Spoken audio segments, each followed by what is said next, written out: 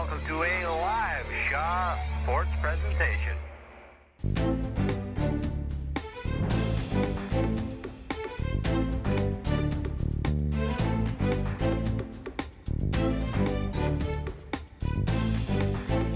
Welcome back once again to the Glen Harper Curling Center in beautiful Duncan, BC for the final, yes, this is it, the final of the 2017 BC Women's Provincial Curling Championships presented by Best Western here on Shaw TV. My name is Arturo, joined once again by Melissa Saligo, by Corey Chester. This is it, Team Mallett, Team Gushulak, and this is, oh my goodness, the momentum building up here for Team Gushulak is massive. Wow, they have played so well. They've played the tiebreaker, the 3-4 game, the semifinal, and they are getting stronger and stronger and stronger every single game. And not only that, they've been continuing their trend from the round robin play. We saw such strong shooting percentages, often second or first in every category. Can they keep that going? Do they have what it takes to keep that going against Team Mallett? They do. Obviously, their confidence is very high right now. Grace McInnes has been bringing her A game for the last 3 games, and you know if she's the key player out there today, they're going to have a great shot at winning. Now, on the other side of the ice, Corey, Team Mallett are no slouches. They've been in this position before. Let's talk a bit about what they have riding on this. That's right. There's a few silver medals already on this team. However, they've been playing great all week, a dominant performance, making the shots that matter to get them the best record and winning that 1-2 game in order to get that bye to the final. So they're not going to settle for anything but the top of the podium today. Now, we saw them use a very defense-first, very safe method in the 1-2 game. Are they going to keep it tight, or are they going to open it up against their finalist opponents? They may play like that at the beginning for sure, but they're a team that's not afraid to put rocks in play and put the pressure on the opponent. So I suspect we're going to see some action in this game for sure. All right, let's get that action started. Here come the teams.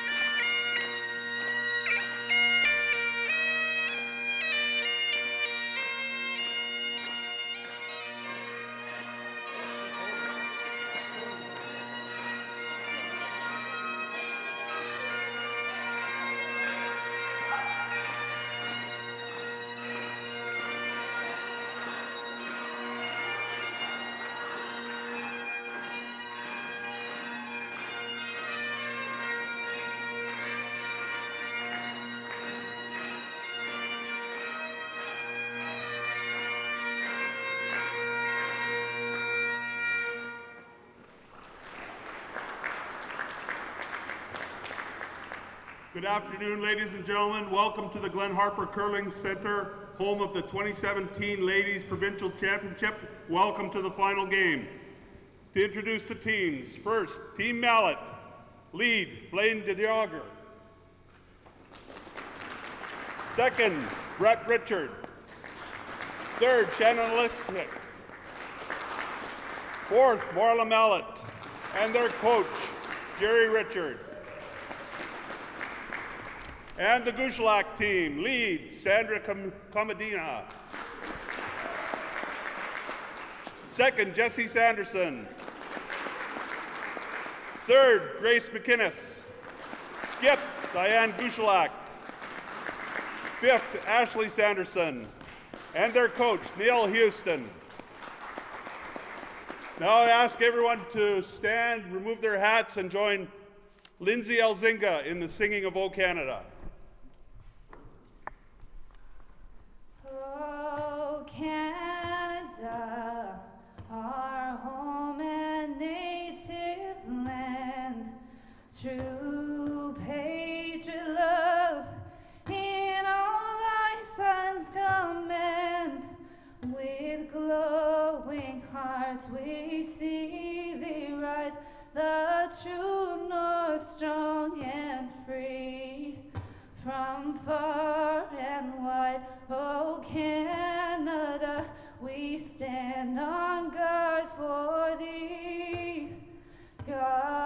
keep our land glorious and free.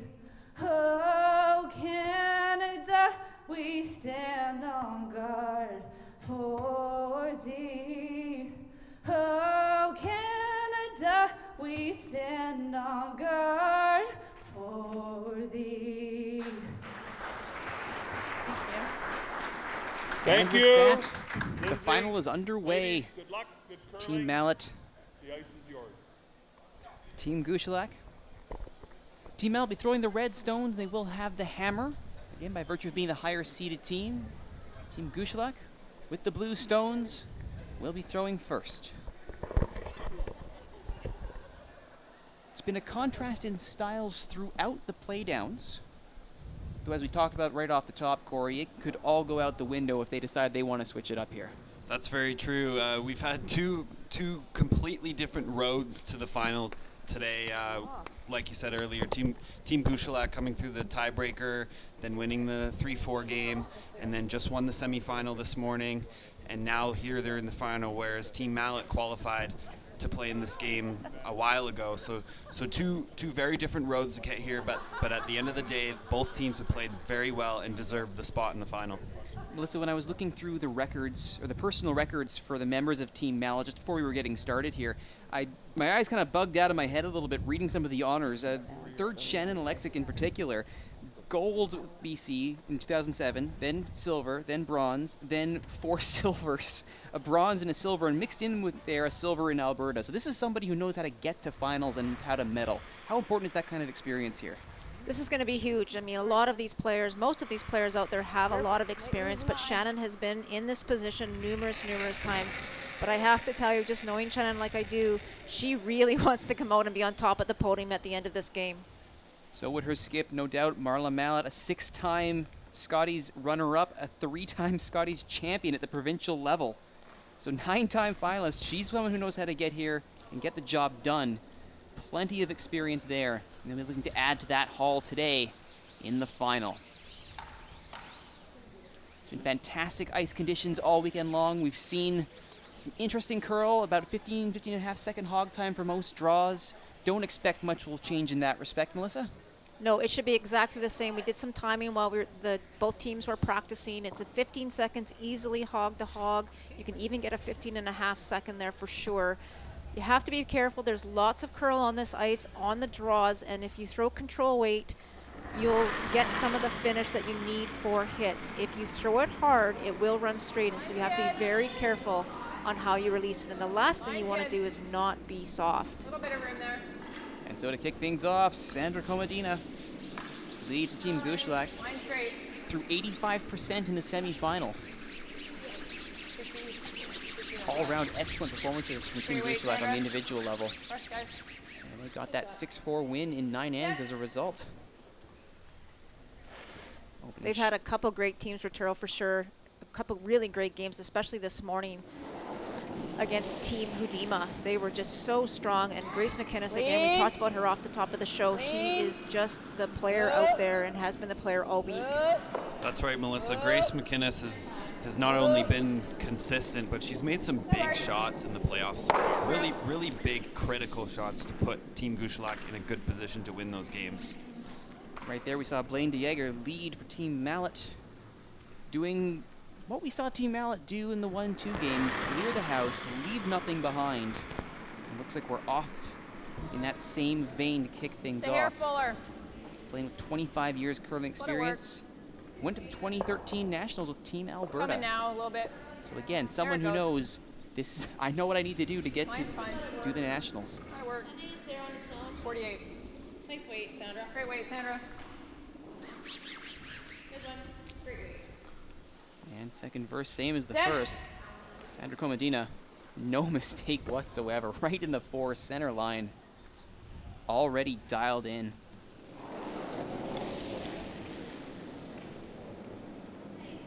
Response from Blaine DeJager. So there's no surprise here for sure, Corey, that we would expect a very clean end in the first. Marla Mallett has hammer, and she is extremely happy to blank the first, always blank the first, and keep hammer into second. That's right, Melissa. She's definitely looking forward to carrying the hammer into the even end.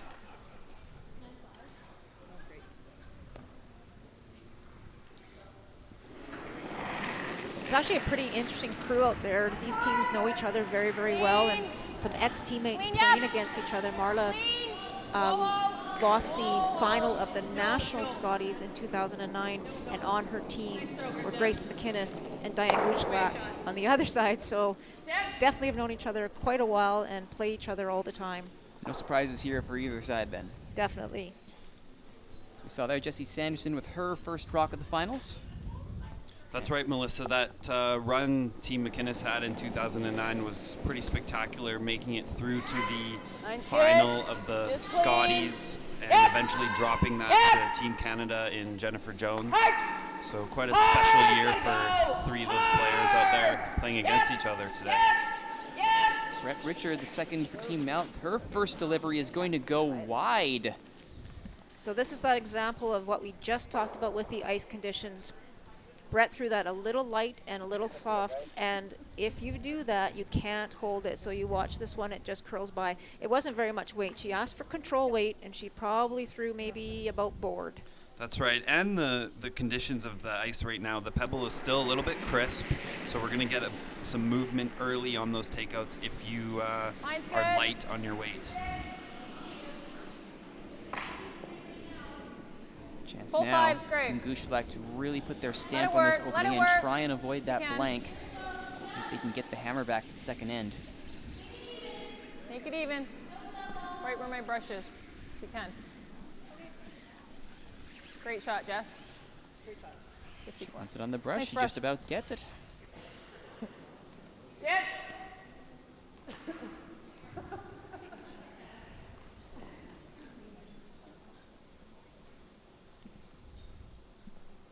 Brett Richard with her second throw. 77% drop percentage throw or shooting percentage throughout the round robin, tied for third.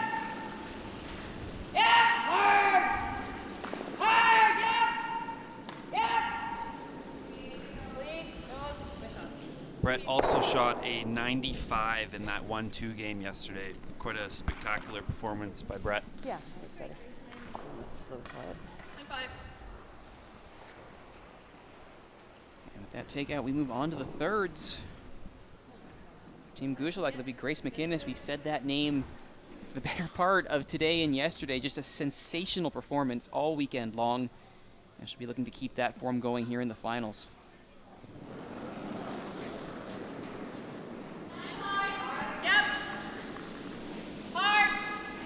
Pretty straightforward strategy here for Team Gushulak. If they can keep both Right of to these it. blue stones in the rings, Right to it. they will keep the force alive, try and get Nice that throw. hammer back in an even end. Throw, Grace. They have to be careful. The more they hit that rock, the closer they are to setting up a potential double opportunity for Team Mallett.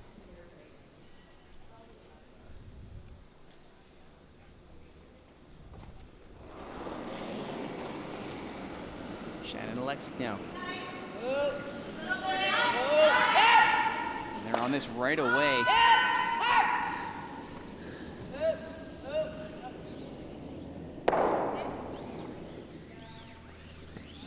They'll clear out that blue stone.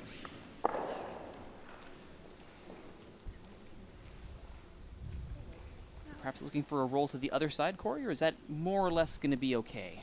Yeah, Team Gushulak's gonna look for about a nose hit here. There's no better place to roll. You're running out of rings on that right side, so they're just gonna look for a nose hit. Yep. Yep.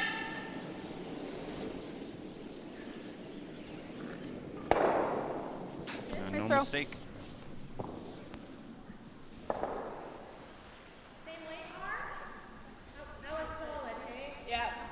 As we expected, no real surprises here for the first end, barring that uncharacteristic miss from Brett Richard, but both teams have responded to that about exactly as you would expect both of them to. And Alexa with her second throw. Got started in the game by going to family bonspiels with her parents. Surefire way to catch the bug right there.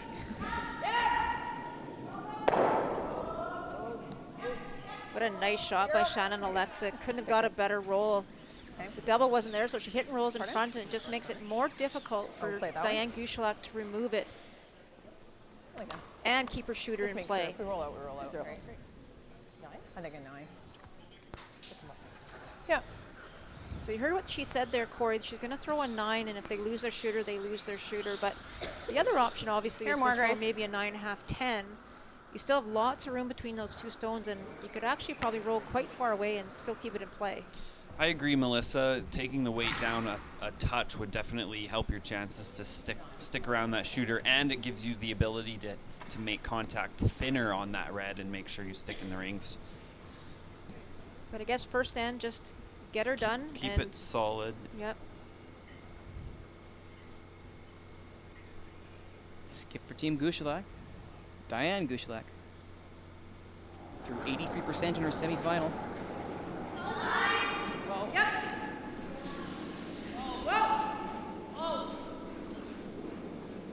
This one's riding the center line quite a bit, Corey. Not sure if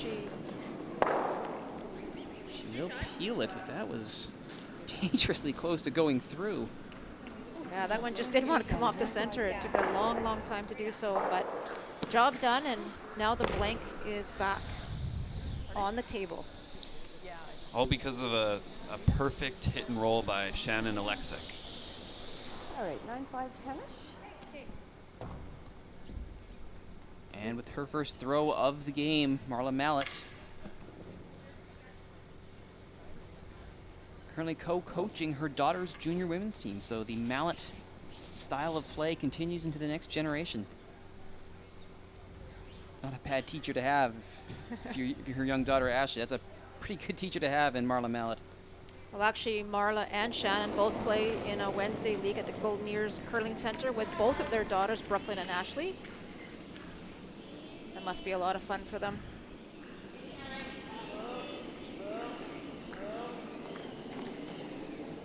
And that shooter will just roll out of play. Well, they say it's just in front of the wall. My apologies. Just barely in play, though of no consequence at the moment.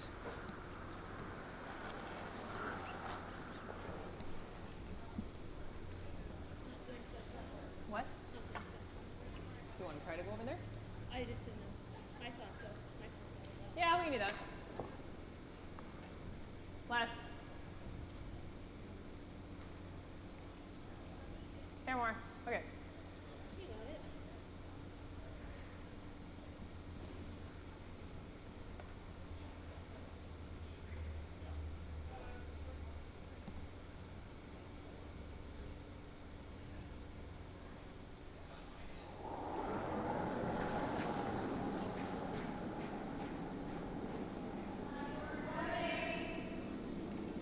Come off center, yes, but should work a bit.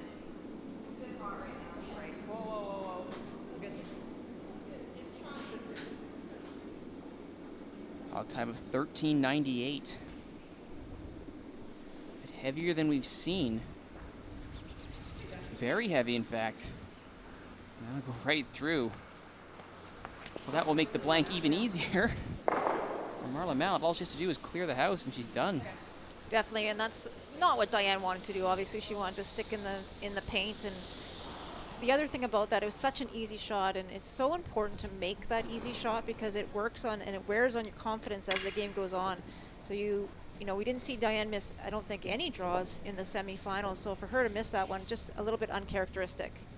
Certainly she wasn't shy, taking advantage of the mistakes by her counterpart in that semifinal.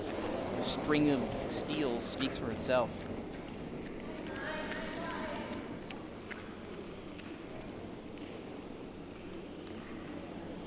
And Jaeger and Richard will just calmly keep the ice in front of that stone clean. Through it goes. And a blank end to start things off. Well, about what you would expect for the final between Marla Mallett and Diana Gushulak. No score after one end. Second end after these messages.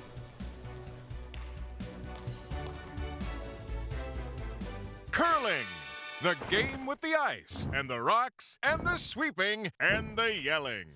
Each game starts with a handshake. Then, 2 teams of 4 people take turns throwing 44-pound stones down a sheet of ice. Each team throws 8 rocks, and the team closest to the center after all the rocks are thrown will score the points.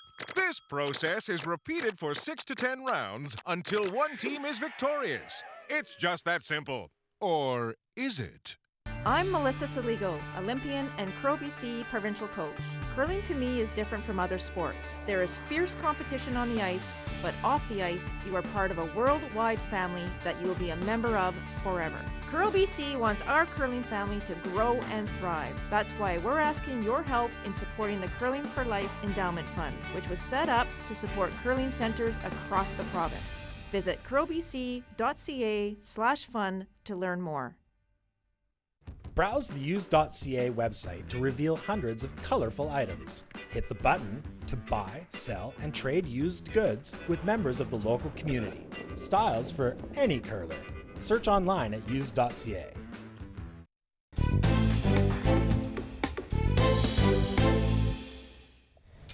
An uncharacteristic miss from skip Diana Gushulak to end the first end, or for her end to the first end.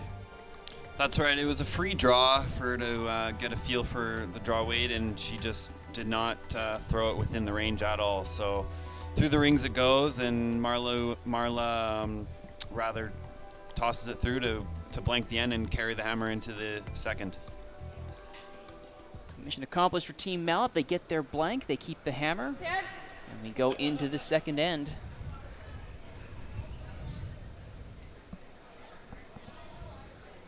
Blaine Dieger with her first. Chandra Comadina's first rock going top 12, not all the way in, so if Team Mallett were to nose this, it cannot be removed from play. Throw. My bad. They'll take the peel instead. Maybe just a little more weight than they were expecting. Didn't come up as much.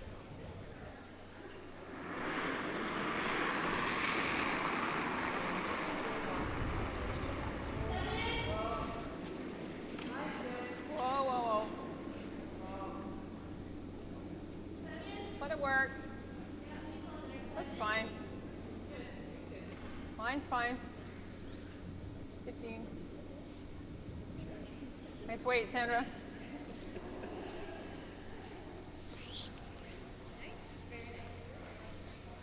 Job. Same weight. So the trend continues. Blue rock goes in, and Team Mallett asking Blaine to remove it. And Corey, I'm not sure if this pattern continues for another end or so. It'll be interesting to see if Diane realizes that Team Mallett just doesn't want to get into it with them. Will they throw up a tight center instead? That's right, and the next end would be the opportunity for Diane to throw that center guard and force Mallett in an odd end, but it looks like they're just going to swap some takeouts here. Yep. Hard. Jesse Sanderson had a bounce-back game in the semifinal. Struggled a bit in the 3-4. Showed no signs of it. It's Team Hadima. Nice throw, Jeff. You're good. Nice weight. And the shooter will stick around. You like that at all? We can just hit it too.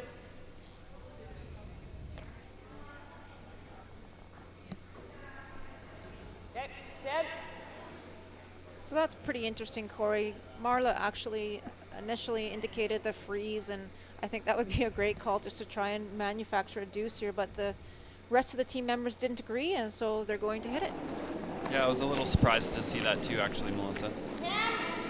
There's no reason that you can't. It's not a harmful rock at this point if you try and freeze to it and try and create some opportunities for yourself.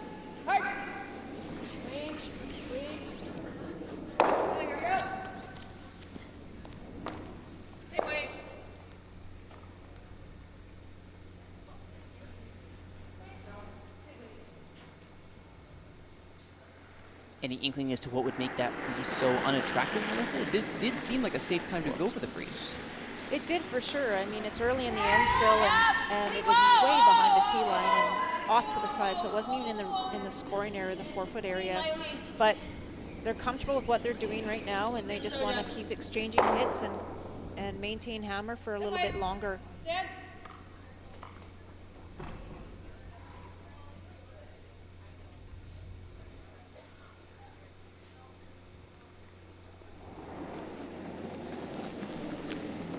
Richard's second.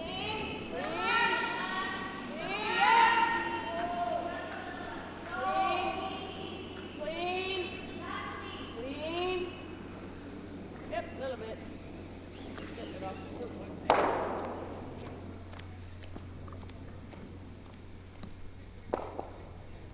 See a bit of a grimace on Brett's face as that left her hands. It did overcurl a bit. Ultimately, clean hit.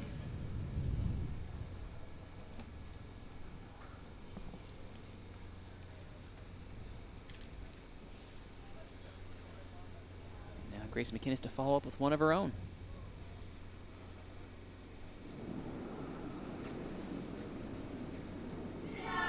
Roll in. Roll, let it work.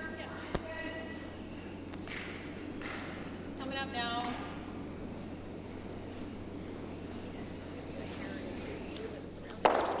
Nice throw. Dead.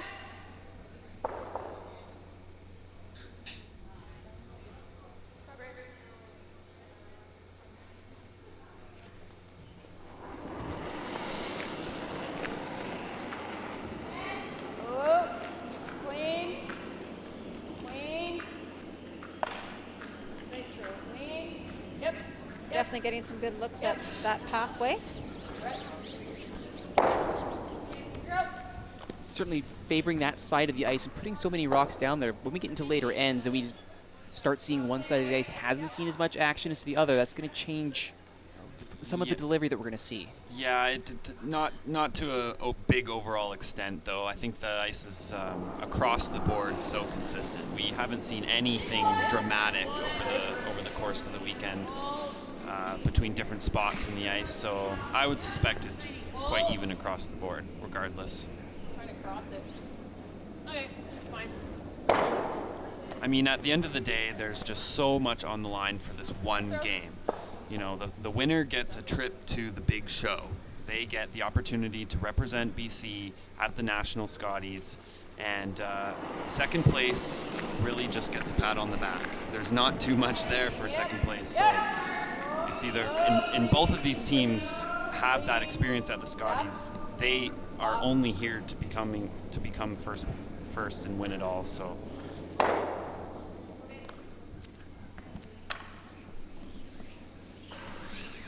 It's a great point, Corey, right? This is what it's all about. This is what you've been training for all year. This is what you've been playing for. And you just need to decide how you want to come out and beat your opponent. And right now it's just cat and mouse and see who's going to make the first move or the first mistake. We saw that in the previous end. Little slip-ups by Team Gushulak and by Brett Richard. In the end, it was Gushulak's miss that confirmed that the end would be blanked. Let's go, guys. It's top 4. It's actually not the win. And now she has a chance to make things a little more difficult for her counterpart in the second end.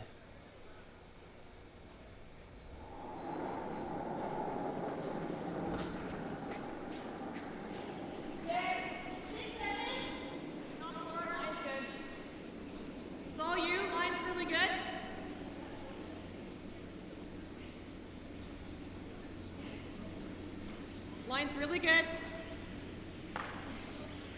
16. Sweeping, guys. I think they said 16, hog to hog. Wow, that is quick. Quick, but a ton of fun to be playing on. Like, as a front end player, that's just such an asset knowing that you can throw it that light or drag it what seems like forever. Sweeper's delight.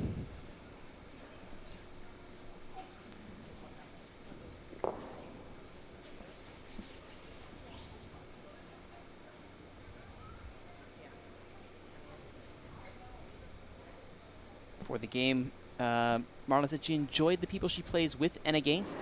She enjoys the places she's been to see, and all the challenges and opportunities in the game of curling. Someone who's truly enjoying everything the sport has to offer.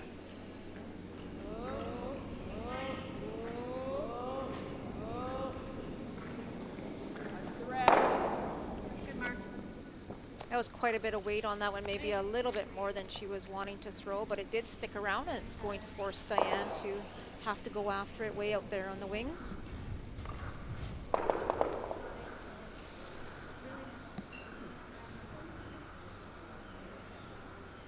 little more, Grace. Hair, yeah.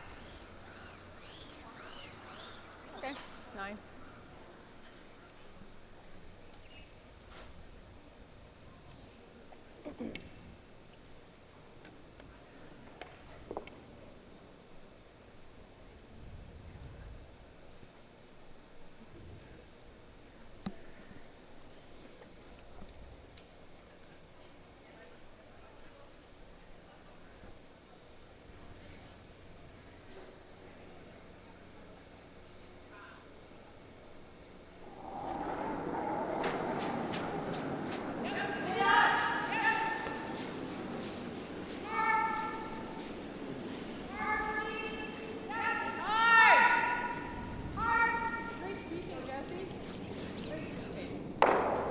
There's the hit.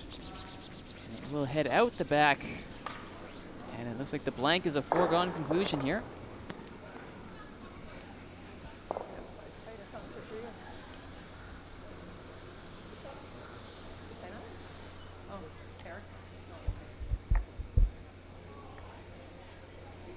The margins of error so thin for both teams. Even in these early stages, neither one wants to give up the slightest advantage.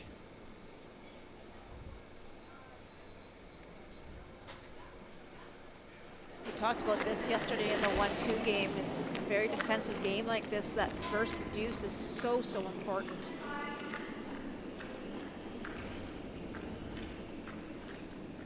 Definitely is, Melissa, but it will not be in this end, the first deuce. As Marla Mallett throws that one through for a blank end in the second. Zeros on the scoreboard. Still very tight, very tense. Who makes the first slip? Who scores the first deuce? We'll hopefully find out in the third end.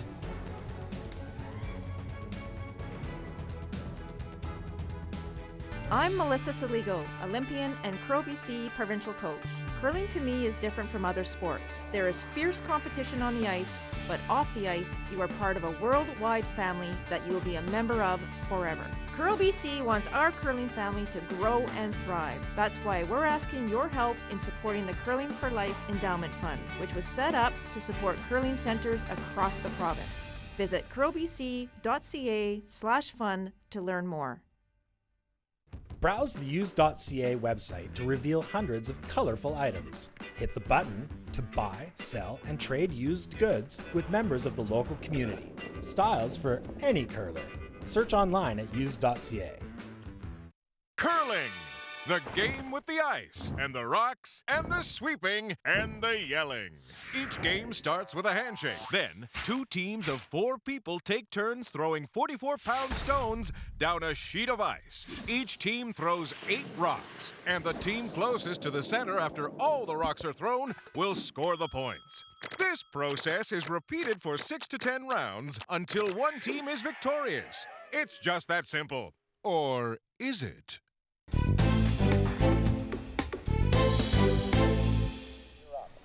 A very close game. No one really wanting to make any major risks, or take any risks rather, make any mistakes.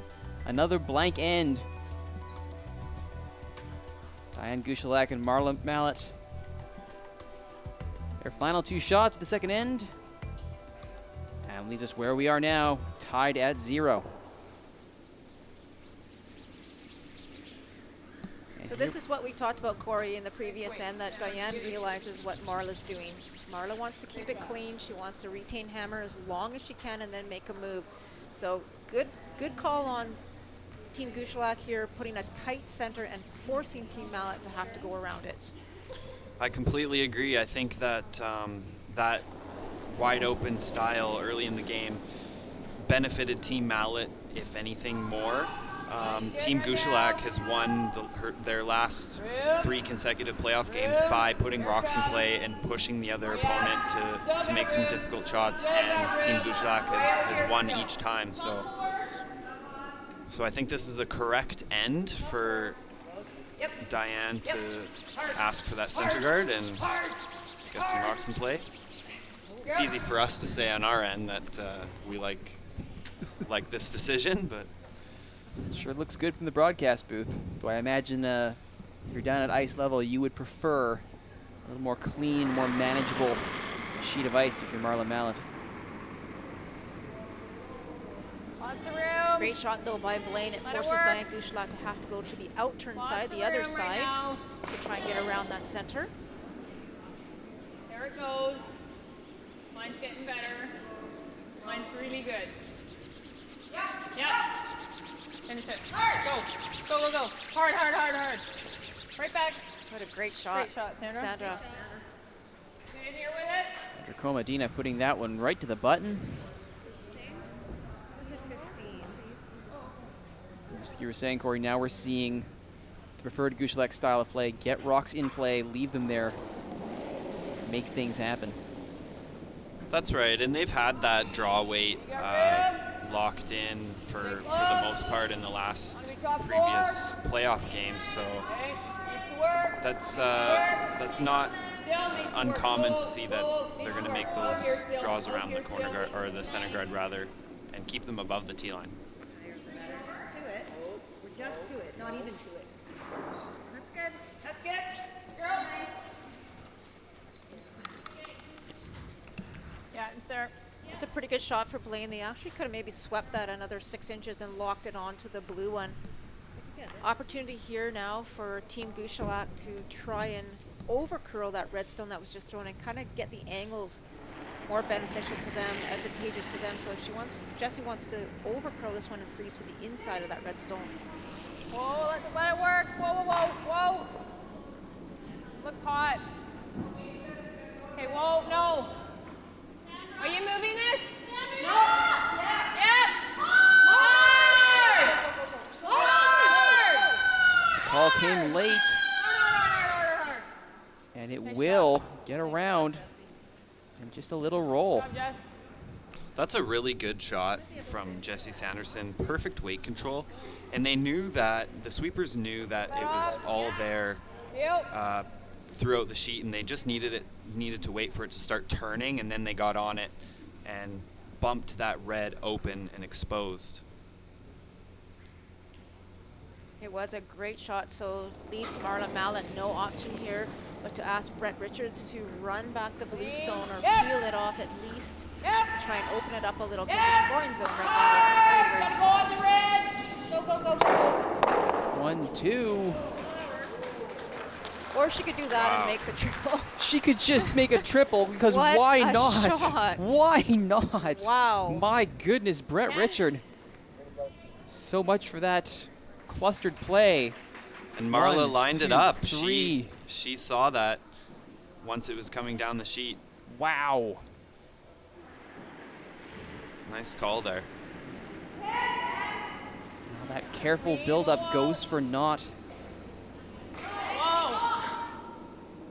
Precise triple hurled by Brett Richard, called by Marla Mallett. Now the response from Team Gushulak. Sudden change in tactics is on the cards here. We're one. Like that. You like just drawing down to it? Splitting the T line. Either one. Either one. I like to sit too. That's all. It's funny, Melissa, as an athlete and you're playing in a situation and make a shot like that this early in the game, it's funny how it plays on you, and and sort of gives you that next edge of confidence going forward, right? So you might start making decisions that are a little bit more aggressive, but it's a very subtle feeling, but plays a difference for sure going forward. That's such a great point. I don't want to call it, false security because it's Right. early in the game, but you make a great shot like that, you have to feel good, and you feel like you can make anything. Right, absolutely. So two options here. Marla could have drawn towards that blue stone and just sat in front of it, or throw the hit. But the key here is they really wanted to ensure that their shooter stayed in play, but they caught the back one on the way out, so not a bad result.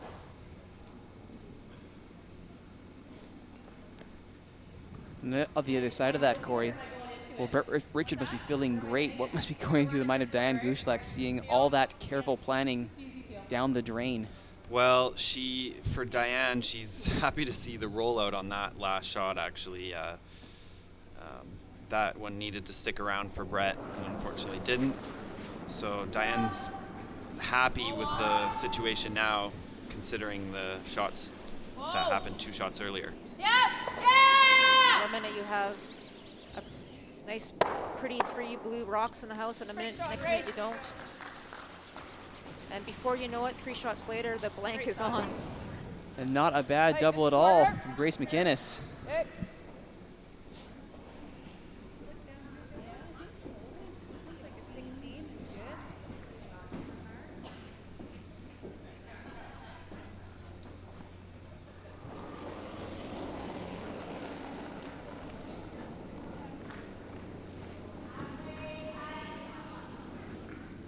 Up here.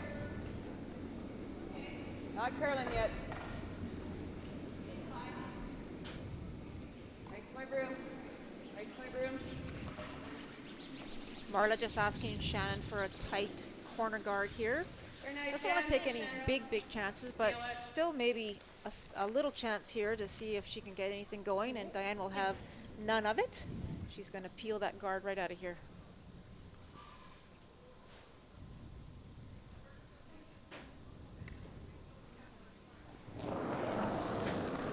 Tides have changed a little bit, Corey.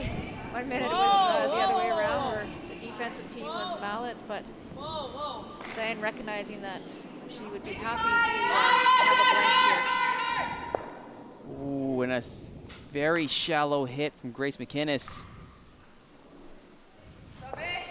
She's been so good this tournament. A miscue there. And a very crucial guard stays in play for Team Mallett. So a good opportunity here to sink one late in the end. If they can keep it above the tee line,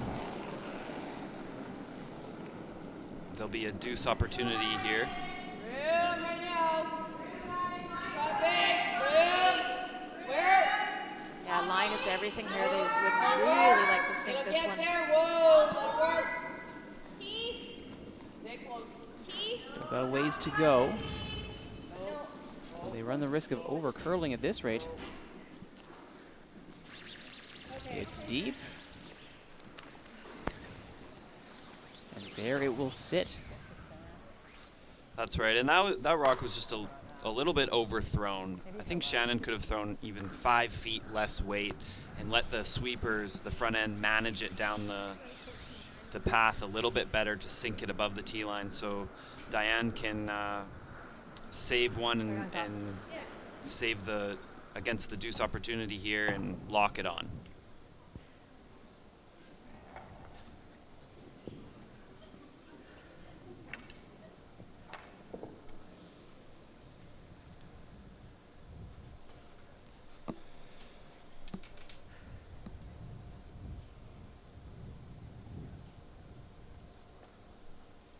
This is a big shot for Diane Gushulak. She really wants to make this one good, not give Marla Mallett an opportunity for a multiple point end.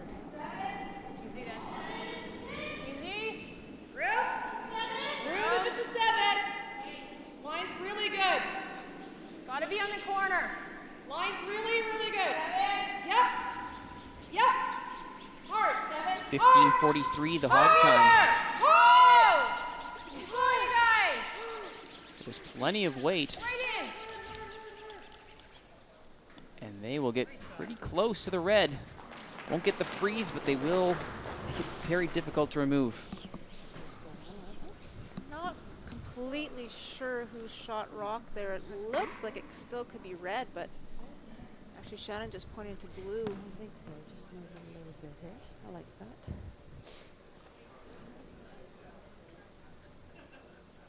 So regardless of who's shot, I think the call is pretty much the same. Marla's going to throw the corner freeze, and even if she can tap that blue rock a couple of inches or an inch even, then she'll be sitting good heading into the last couple of rocks of this end. Who do you think shot, Corey? That's a really close one. I think I was just looking at it there. I want to say blue. Blue is shot, but don't hold me to that, that's for sure. And the key is just to keep the angle. Stay in the top 4 foot, keep the angle. Even if you don't touch the blue, that's okay. But you want to be shot rock here, other words, Team Gushulak is going to be throwing up the guard, so. Definitely.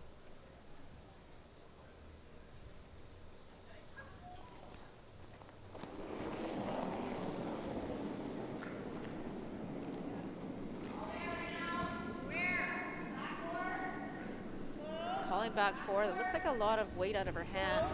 This is all about line now if it's heavy. No, then. 1390. Yep. Weight and then some. Won't catch any of the rocks in the house. And we'll go right through.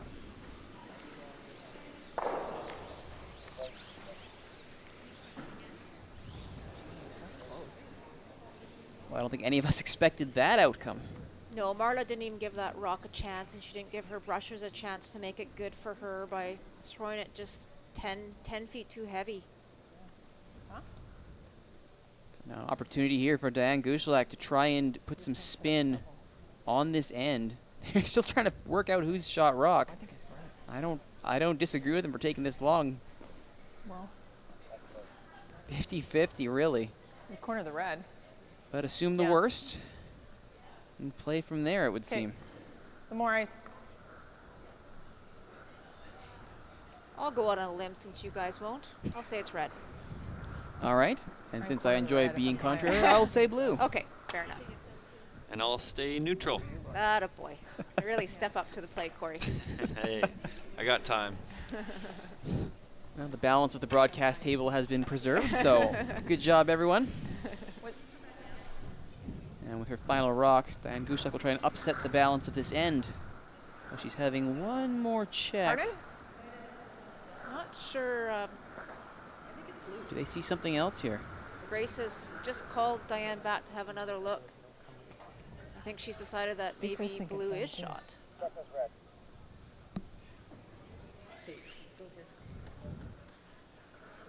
Well, an informal poll among the Shaw TV crew says shot rock is red. And since all the smart people live in the truck, I'm going to take their word for it.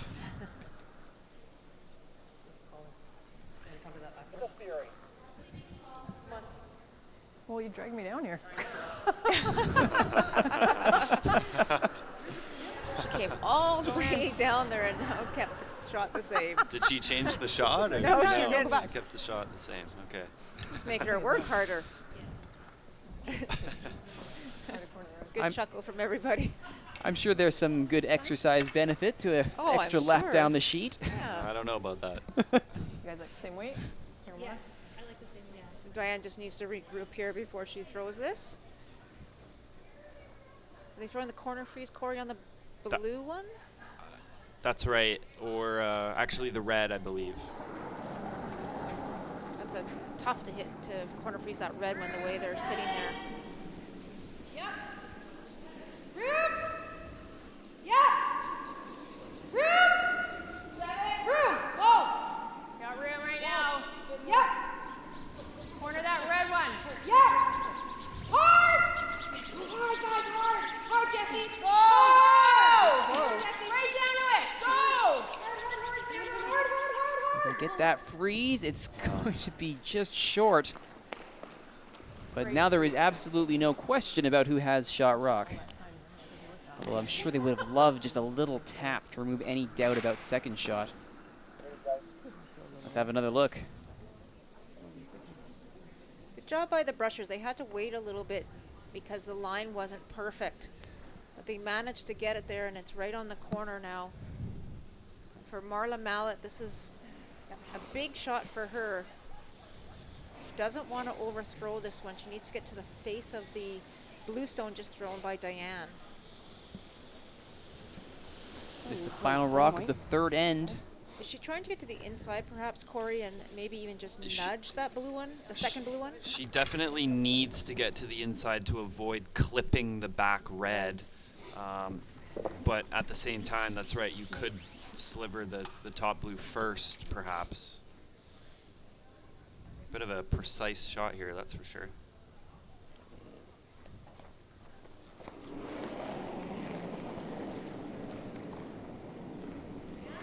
Job number one is, as you say, to get to the inside of that rock. And what does the skip for the Golden Ears Winter Club have for us?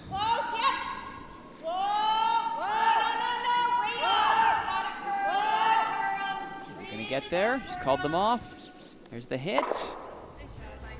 And she will indeed get one. Now, I said all the smart people were in the truck. That's not entirely true. There is one very smart person down at ice level, and that's Nancy Wilmot. Take it away, Nancy. I'm here with Rebecca Conant-Price, Communications Marketing Manager for Curl BC. Welcome, Rebecca. Thanks, Nancy. Well, a lot of hard work goes into an event like this, so it's not, it's not as easy as it looks, and we just want to thank our sponsors so much for all that they do. We wouldn't be here without their financial support. The title sponsor for this event is Kruger, so they're the owner of the brand Scotties, and they've been supporting women's curling for 30 years, so thank you to them. And the presenting sponsor is Best Western, and they're such a good supporter too. They've been supporting Curl BC forever, and we just want to encourage all curlers to use Best Western hotels. Our other sponsors are AMJ Campbell, Ambrosia Apples, Ice King, and we also have amazing support from the government of British Columbia and our partners at Via Sport. And I also just want to say thank you to Shaw TV. They've been amazing at this event, helping us televise this. Well, thank you. It's been great fun to be here so far. There's some great curling yet ahead for us to see. And you know what? It doesn't look that easy. We know a lot of work went into this. Thank you so much for telling us about it. I'm going to send you back up to Rituro, Melissa, and Corey in the commentators booth. Thank you, Nancy. Well, the shot of the game so far, it's an early game, but it's this triple by Brett Richard. Yeah, nice throw there by Brett, and fortunate to get all the blues moving, but Marla lined it up perfectly with the call from the house, and a nice shot there to get the ball rolling. The seeing eye shot. Very well executed, very well called. And that led to this. That's right, it was a mistake by Grace McInnes missing the peel, so all of a sudden we have a couple come-arounds. Marla throws her first one through. Diane almost makes a near perfect free shot here. Pretty tough to score two for Marla on this attempt. Unable to get by the back red, just clips it and scores her one. But for the record, I do believe red was shot, right? Like we're gonna. We'll never know. We have that on tape, so if we ever need to go back, you can at least have the confidence of knowing that your choice is locked in for all eternity. That's perfect.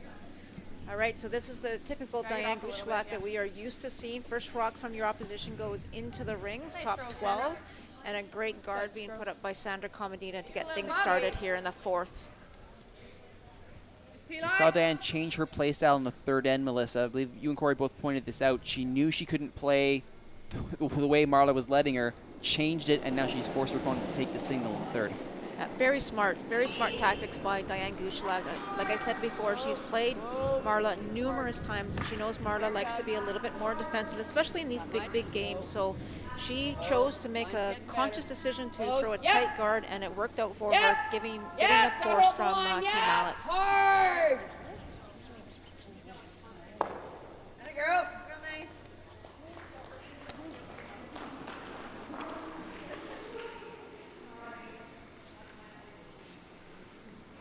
Diego there was throwing 83% through the round robin play, second among all leads.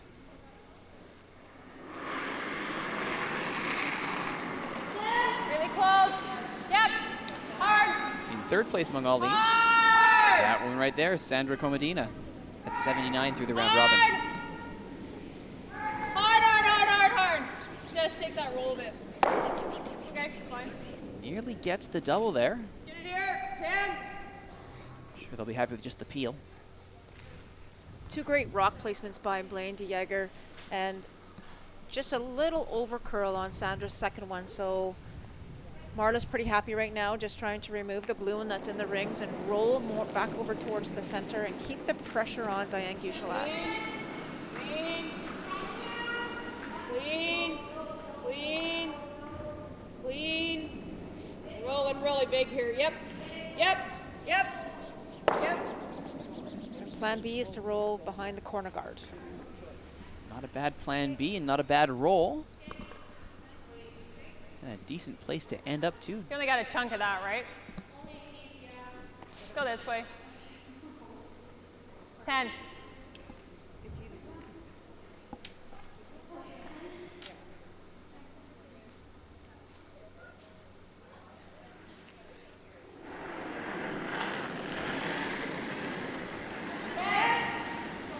Pretty close.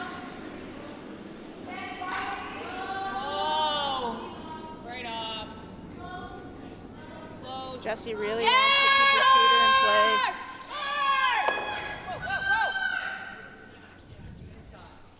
play. She will keep it in play, though the slight grimace there, in case she's less than impressed with the overall result.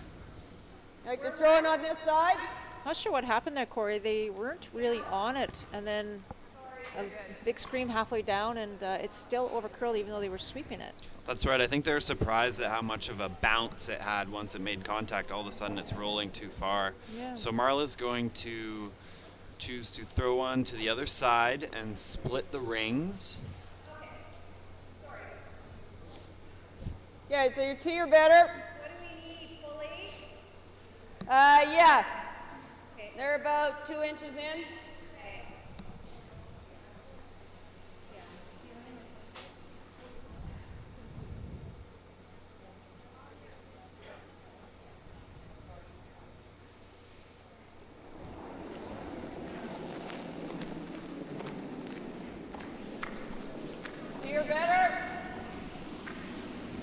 You hear Marla saying T or better. She doesn't want to set up any possibility for a double. Moving now. T or better. Where you at? Yep. Brusher's got to go really hard on this one hard. just to get it to the hard. rings. Get it here for a second. Hard. Yep. Hard. Come on, you got it. Go. Go. Yep. Great brushing. Perfect. Jaeger and Alexa dragging that one to the 8. I think they get second shot out of it. That's second. I would say Dan Gushulak agrees with you. Play this way. You want to come over it? 9-5.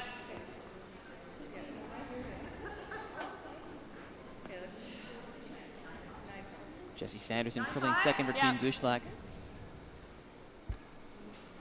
In her junior days, she was at the Coquitlam Curling Club, coached by Bill Mills, who she credits for being an extreme help in getting her to understand the game. Anyway. Stay with it. No.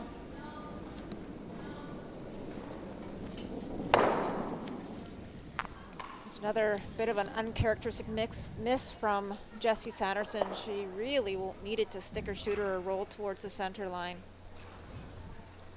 That's right, Melissa, and just too much weight. Agree. That's what allowed it to run poker straight and rolled out there. And through 3 ends, Jessie Sanderson had the best throwing percentage of all curlers, 96%. That will certainly take a bit of a dip. Not much, just a bit. After this end, Shannon Alexic 88 through 3 ends. Okay, not moving yet. Here it goes.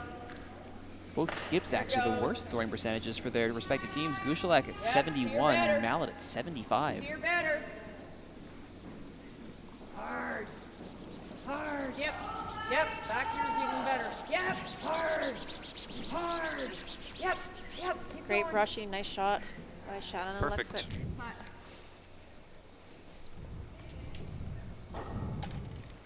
Bring it back over here a little bit. That's right. So Diane's objective is just to roll into the forefoot. You don't need to try to roll over to across the center line. Just roll a little bit closer into the forefoot. Marla Mallett will try to hit and roll back, but if she noses, then Team Gushulak will have an attempt at the hit and roll behind the pile. No. Clean. Chess game on ice, 2 or 3 moves Nice throw. ahead. Nice weight. She will get 0 roll on that. Stand.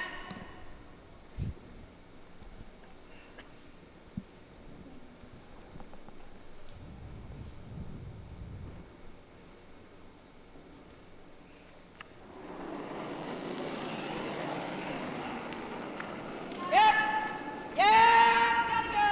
Yep. Hard. Hard. Really hard. Yep. Yep. Yep. Hard. Hard. Hard. Hard. Hard. Hard. Hard. Hard. Hard. Hard. And out the back goes that shooter. Like that. Straight back. I think Shannon might have been a bit tight, or he just turned that one a little bit because Marla screened right out of her hand. And unfortunately, they got the piece but rolled out. So opportunity now for Diane to play the run back, straight run back on the blue onto red.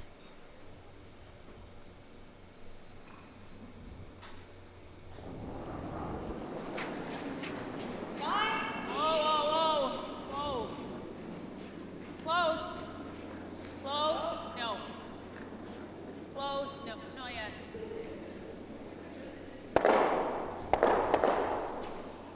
She will run back, and she will roll. It will not stick around for shot rock.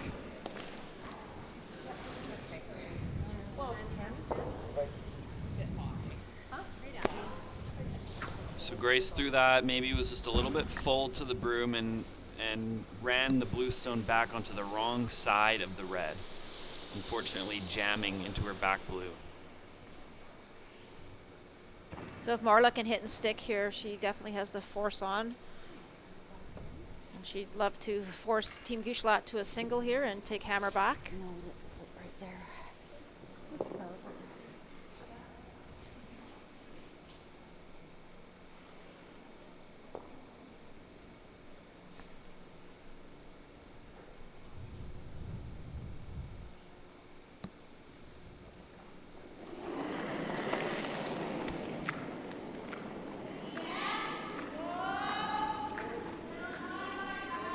Okay, whoa then. Whoa. Whoa. Whoa. Whoa.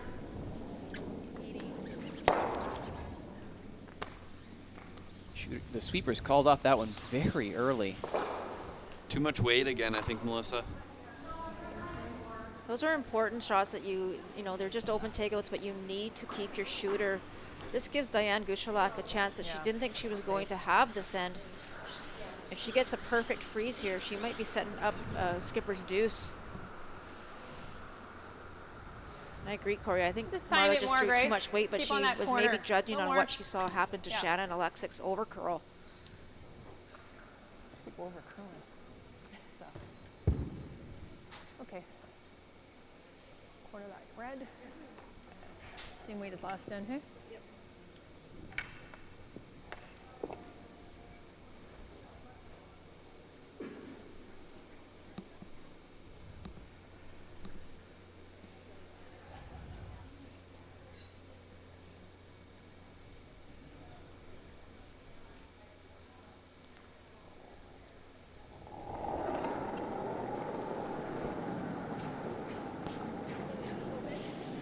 Sit, 5, 6.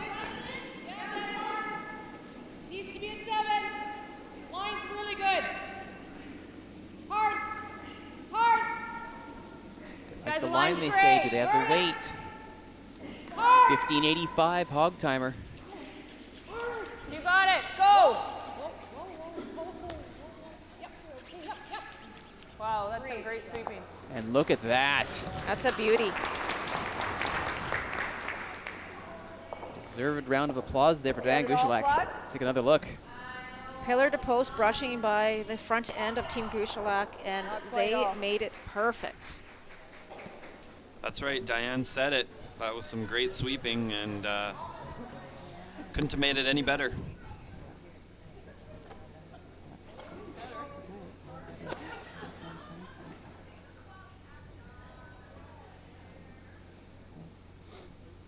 With the shape of this end having changed considerably, is Mallett left with nothing but a draw to try and make the final shot for Diane Gushulak that much tougher.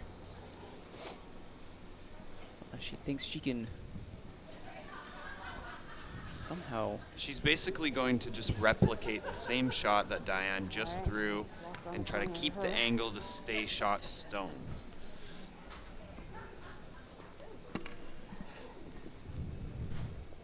That's the key here, Corey. She needs to be shot at the end of this rock in order to only force Diane, or allow Diane a single point. But draw for single. it'll be interesting to see how exposed it is after, if Marla makes this perfect for some sort of nose hit double opportunity, but we'll see.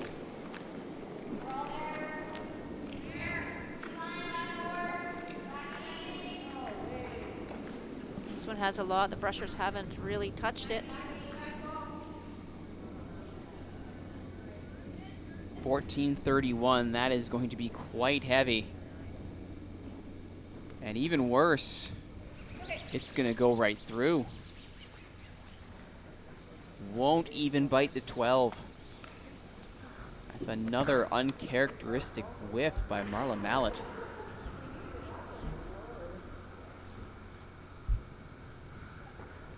Okay, guys. Light. Put on the Now a light. chance for that deuce from Diane Gushulak. As you've been saying all weekend, Melissa, the first one's so crucial, and especially in a game that we've seen play out here. That's right. Diane started this game without hammer, but she's managed to put herself in a position to get a deuce in an even end and go up one without hammer into the fifth. That's a really good position to be in.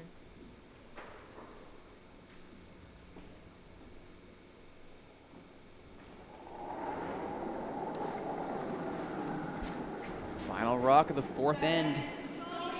Diane Gushulak looking for two. 7. Line's really good. Line's good. Do they have the weight? Line's really good. 15-15 the hog time. Great shot. Nice job, Lee. Will it sit? It certainly will. That's two for Diane Gushulak. She will take the lead 2-1 over Marla Mallett. That's the fourth end. The fifth end is coming up after this short break.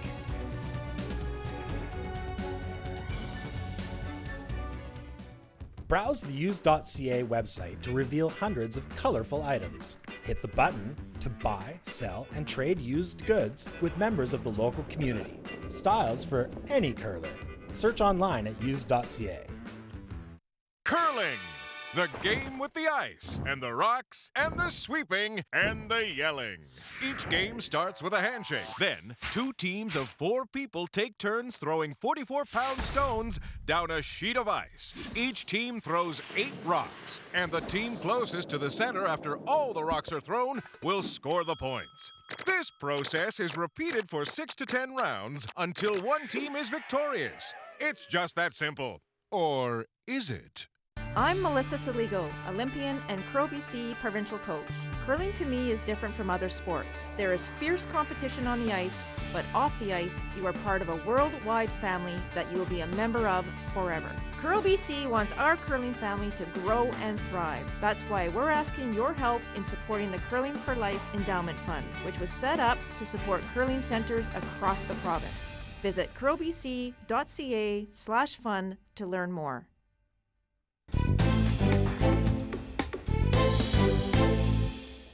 The first deuce of the game, Corey, goes to Diane Gushulak. 2 perfectly executed shots by Diane. This first one, a freeze attempt to set up that first point. Marla had the same shot, tried to freeze down to that blue stone, but it was just a complete whiff into the back line, and then just an open draw to the forefoot for Diane to seal the deuce, and suddenly Diane is dialed in. She certainly is. She's up 2-1 in the fourth. Hammer back in the possession of Team Mallett. As we start the fifth end, the rock in the house. There's a chance we'll see Marla trying to blank this end because it is the fifth and odd end, and she would love to have Hammer coming home at 6.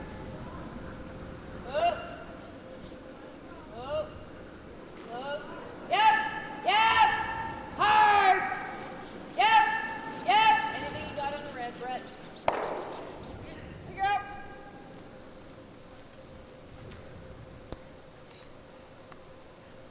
Nine, 8, 10. So after opening it up just enough to put some pressure on, 9, 8-ish. and it comes up the deuce for Diane Gushulak, so mission accomplished. She can go right back to playing that stifling style we saw in the opening ends. Clean. Exchange hits, Clean. keep everything clean. Clean. It's all good. Blank works just as well for her as it does for Mallett at this point. That's right, and Marla is just purely playing the scoreboard and end management right here. She knows that taking the hammer into the 6th end is still very valuable for her to score her deuce and try to score the 2 points in the 6th, so it's purely scoreboard management. Except now we see a corner guard being thrown, so I obviously spoke too soon. And as we say that, I was going to mention that she decided to throw the corner guard. So little risk here, right? Just give a chance to maybe get a deuce in 5, but she's not going to take a lot of risk.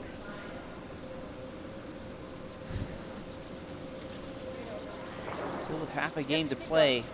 Plenty of time to make something happen. Keep going. What's life without a little risk, right? I just don't think she was listening to the memo. Sorry, Corey.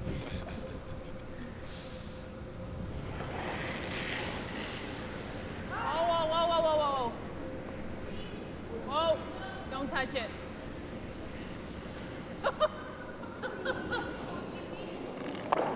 She'll just get the peel, and she'll unintentionally send out both. Go again. Jessie's not the peel machine that we are used to seeing.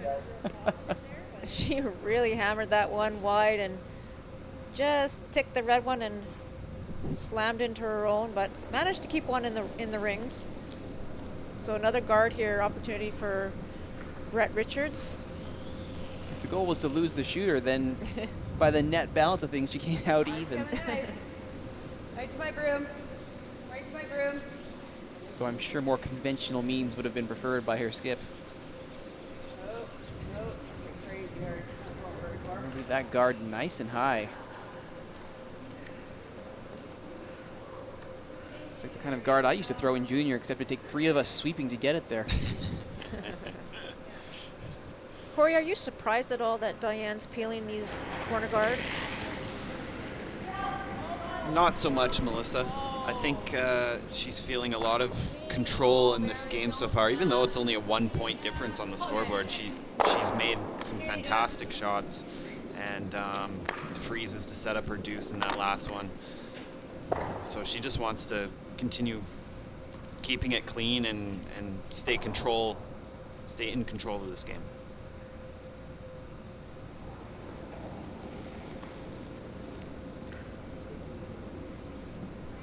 Brett Richard with her throw. Works as a school psychologist with School District 23. Here it comes. Don't try mind games against her. She's got you beat there.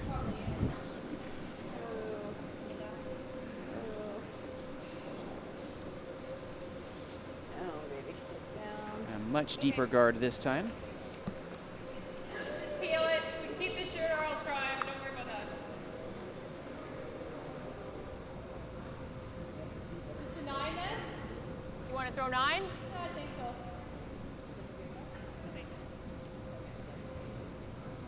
Ball is for 9 instead.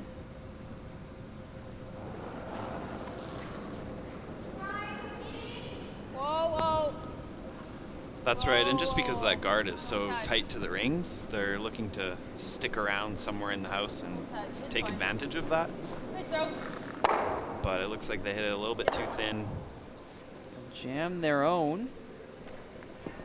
Almost got lucky there by not quite getting that second one out, but it did go. Yeah, she hits another couple inches of that redstone, she will actually roll right into the rings.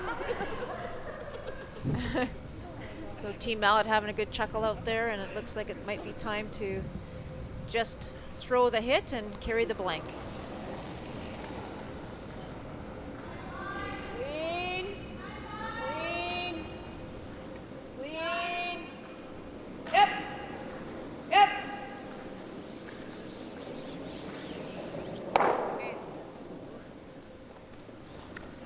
10.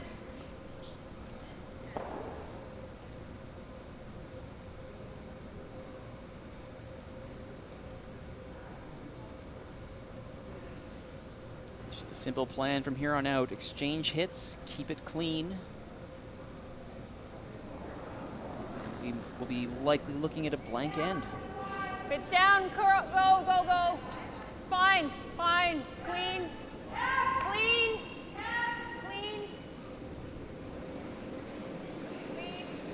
Okay, nice throw. Throws, Grace. Same way. Satisfying nose hit there.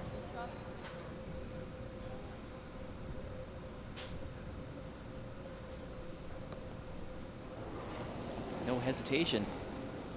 Steps Shannon Alexic. Clean. Clean. Go, pick him up. Yeah, a little more. No, same. The shooter will roll outside of the house. Yeah. Want to go way wide or just? Yeah.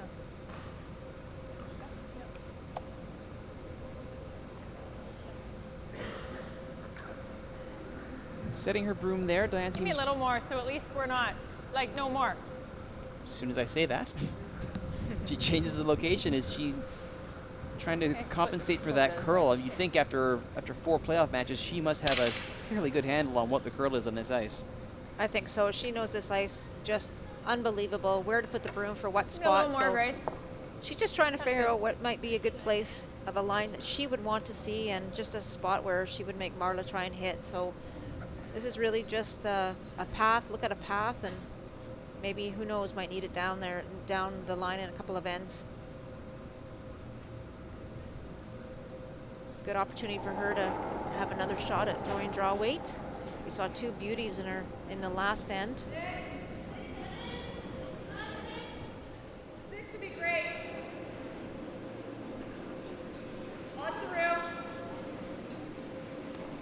Right here would be great.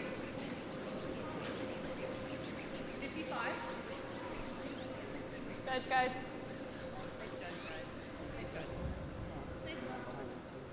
And another draw to the 4. Diane Gushulak.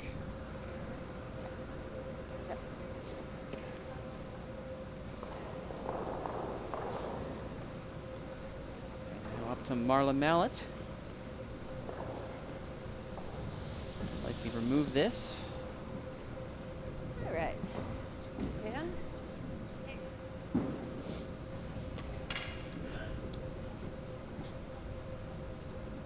Yeah.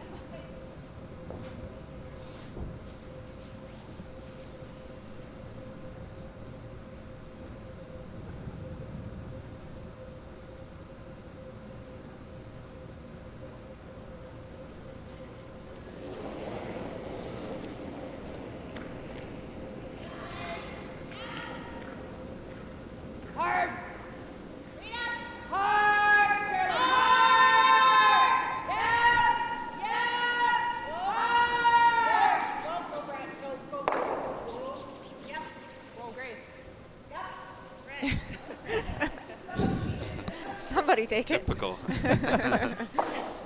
You take it? No, you take it. You sweep it. No, it's fine.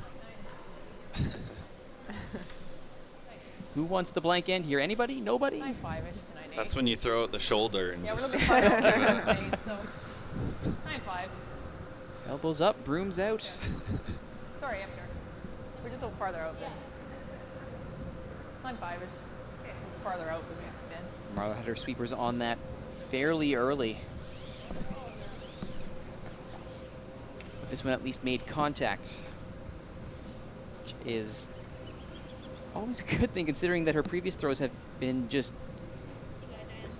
highly uncharacteristic whiffs straight through. Yeah, we'll be looking to see how Marla does on her draws in the last half of this game. We've seen a couple misses by her, and she's going to have to think about that and think those through and really try to dial in her draw weight. She is a provincial champion, 3-time provincial champion at that.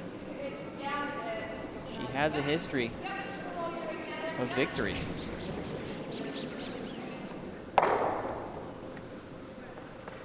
And now it remains to remove that last stone. And should that happen, we can call this fifth end blank.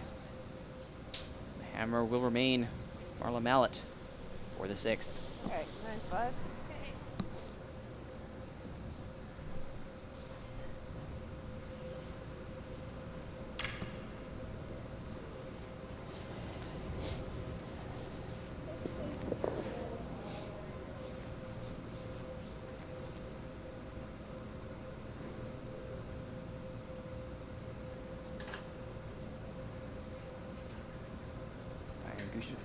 Marla Mallett, excuse me.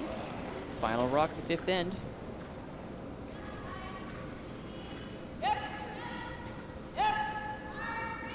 Trying hard for the blank here. She doesn't want to take one.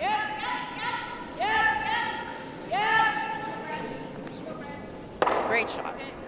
No worries there. She'll take the blank, and we'll go into the fifth end break. Team Gushulak up 2-1 over Team Mallett. We'll be back after a short break, after which Nancy Wilmot will be talking to Diane Gushulak.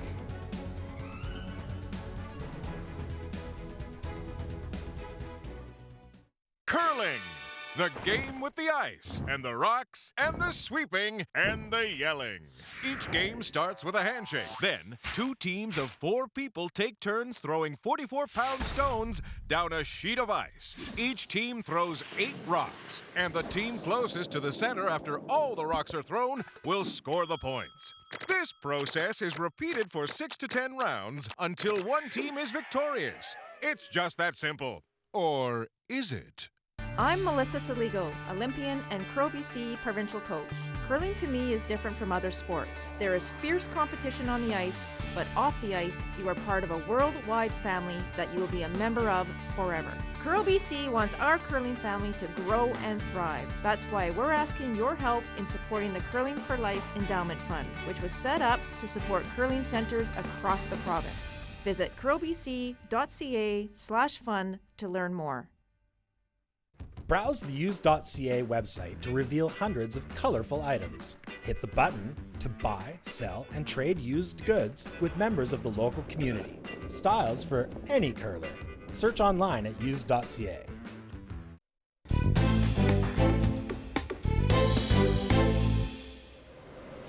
I'm here at ice level with Diane Gushulak. Diane, how important was it for you to get that deuce? Oh, that was really important. I think this game is going to be quite tight all the way to the 10th, so getting just that one deuce, that might be the only one in the whole game. Well, hopefully we can pull up another one, but that gives us just the edge right now that we really need. And at this level, is it just a matter of looking for that edge, looking for that place where you can fit something in against your opponent? Definitely. Any edge you can get. Yeah. Are you seeing any way forward that you know what your strategy is going to be? Yeah, I think, but I'll keep that to myself right now. We'll keep putting the pressure on, definitely. Okay, I'm sure you will. Thank you so much, and good luck. Red Hera, back to you. Thank you, Nancy. Roturo up in the broadcast booth. Melissa and Corey, you heard Diane say it. It's going to be tight all the way to the end, and she has no interest of changing that or telling us if she's going to change it at all.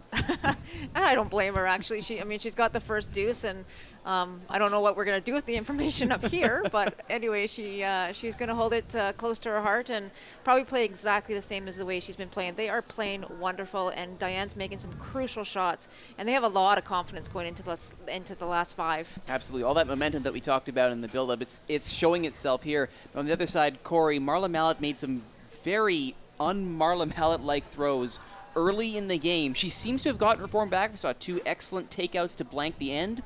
Has she got herself back on track? Yeah, and I don't expect her to keep going in this raid. I think she's going to find that draw weight, absolutely. She's a veteran in this situation, and in fact, her coach, Dre Richard, is one of the best drawers in the game, world champion in terms of feel for draw weight. So she's going to find it. It's in her back pocket somewhere, and she'll get back into this game for sure. Excellent. Well, we look forward to it. It's so far a very tight game. Probably will remain this tight as we head to the final 5 ends. Team Gushulak up 2-1 over Team Mallett. Looking at the highlights thus far, it's been a fairly peaceful game except for a few very key moments, such as a absolutely cold as steel move here by Diane Gushulak. That's right. They're trading hits here, and then Marla with the blank attempt on her last, and makes no mistake, so that she can carry the hammer into the 6th. Talk about that veteran presence, Corey, having the experience and the calm and the control to know all I have to do is focus and I can make these shots, especially when they count so carefully.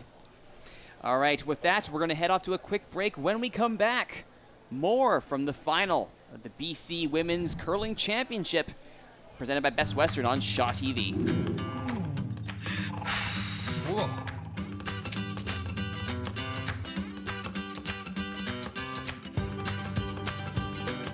If I had a birthday wish for Canada, it would be for us to continue to stay active, to eat right, and to give back to our communities. My birthday wish for Canada in the next 150 years would be to eliminate child abuse in this country. My birthday wish for Canada is that youth grow up in a safe place, they grow up with hope, and they grow into be the leaders of tomorrow. Canada, my big birthday wish for you is that we're going to see no snow in the month of July.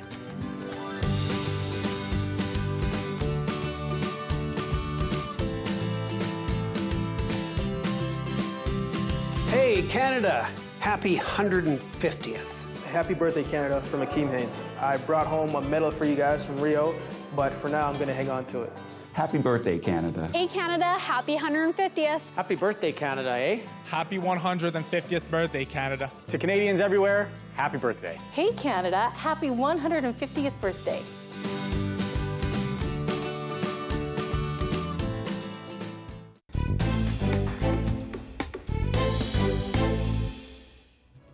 Sixth end underway here at the Glen Harper Curling Center in Duncan. Arturo in the broadcast booth, Melissa Saligo, Corey Chester. And it's a fairly standard start here. 1 blue rock in the rings to be summarily removed, and the tight game continues. One thing we've noticed with Team Mallett, what Marla likes to do is if that rock is near the button or near the forefoot, she will hit on the first. We did see her in the previous end trick us a little bit and hit on the first one and then throw the corner on the second. So I expect to probably see something similar here. Yeah, absolutely, Melissa. As soon as they get the opportunity to throw the corner guard in this end, they're going to do it and hopefully push the envelope a little bit more than the last end to try to score a deuce here. It'd be very beneficial for Team Mallett. I'm Melissa. Queen. Sandra Comodina. Whoa, whoa, whoa. Let it work. There it goes. No, don't touch Plenty that. of weight here as sweepers aren't even touching it. No. Yeah, she overthrew this one just a little bit, so not going to be able to keep her shooter in play. So definitely a corner guard, I think, in the works here. There it is. That's the call. Well, at least we weren't surprised by this one. That's right.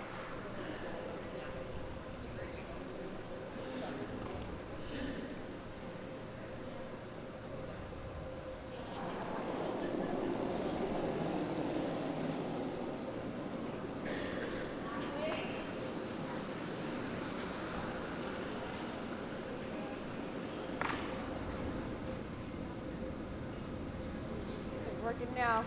Pull it for line. If anything, Shannon. Looks like good placement. Hey, girl. Right to the broom there from Blaine DeYeger. When she's not curling, Blaine says she enjoys hanging out with her little guy and her dogs.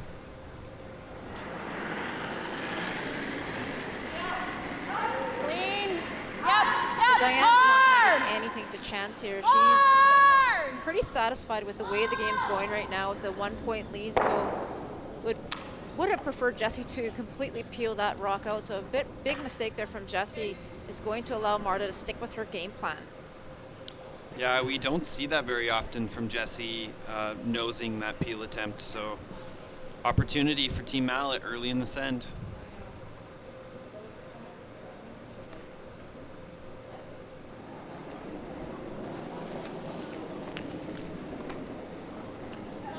Stop it. Rim. Here it comes. Rim, where? This is a big shot by Brett Richard. If she can make this good, we'll have a little bit of a momentum swing here in favor of Team Mallett. And you can tell that Team Gushulak right now is just in that little, it just feels like they have some control of this game. So Arla doing everything she can to get some back. She will bury this one. You got it, Jess. Corner. Brett Richard curling 85 through 5 ends. Slightly improving on her average. Want to play the run back or you want to go after it? The lead, Blaine DeYeger, has improved greatly up to 93 on the day. We saw the run back Grace through it 2 ends ago. Her skip, Marla Mallett, has dropped to 69. Peel. Yeah, those percentages for Marla, not what we're used to seeing, but it's just simply because if you throw two draws through the rings and a hit and roll out when you're unexpected to, those numbers will keep on going down. So Marla needs to stop that and try and make some good ones here. That woman on your screen now, Jessie Sanderson, still sitting at a 95. Continuing her exceptional individual performance all weekend. Peel it off. And there's the peel. That's the result they wanted on the first shot. That's right. If at first you don't succeed, hope you have another rock left. Just to state the obvious. Yes.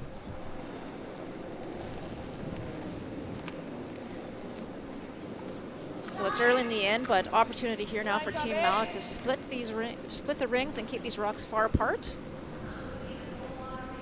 There's a lot of rocks to come though to try and maintain a deuce here all the way through this end. This is where you have to start, Corey, getting a little bit more precise and try and clean up a little bit of sloppiness that's been going on out there. Yeah, that's right. And for Diane, all she needs to do is roll into the center line. Don't need to try to roll right to that red immediately, but roll into the center line, get a nose out of Team Mallett, and then you'll have a crack at the double. Let's try it. Looks like she's lining up the double here. 9. I agree with you, Corey, though. I'm not sure that she actually has to go for it right now.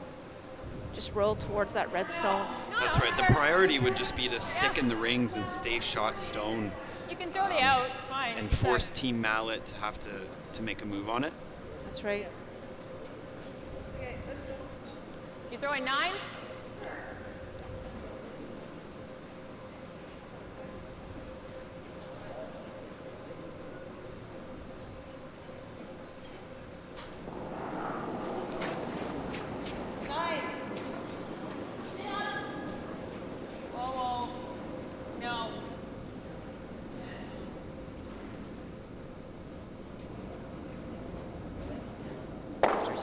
No roll whatsoever. So they will stick in the rings. No double play after all. So looking for a nose hit here, and the higher that second rock goes, though, it will probably line up a double here eventually.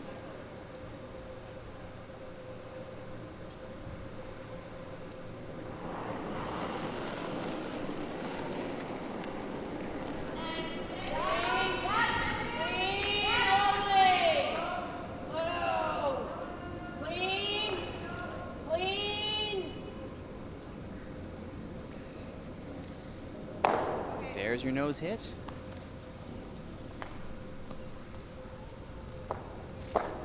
Line 5. Would you rather play the other one, roll this way? So they're debating the 2 hit and rolls here, Melissa. I like what Diane called originally, like Go hit that the way. top one and roll towards the one on the other side of the 8-foot. That's right, Melissa. Hit the top one and play the in-turn on it. I agree, Into the stone so that you can get some action rolling towards the center. This rock is just behind the tee line. We don't need to hit this one yet. We want to hit the higher one first. Whoa, no.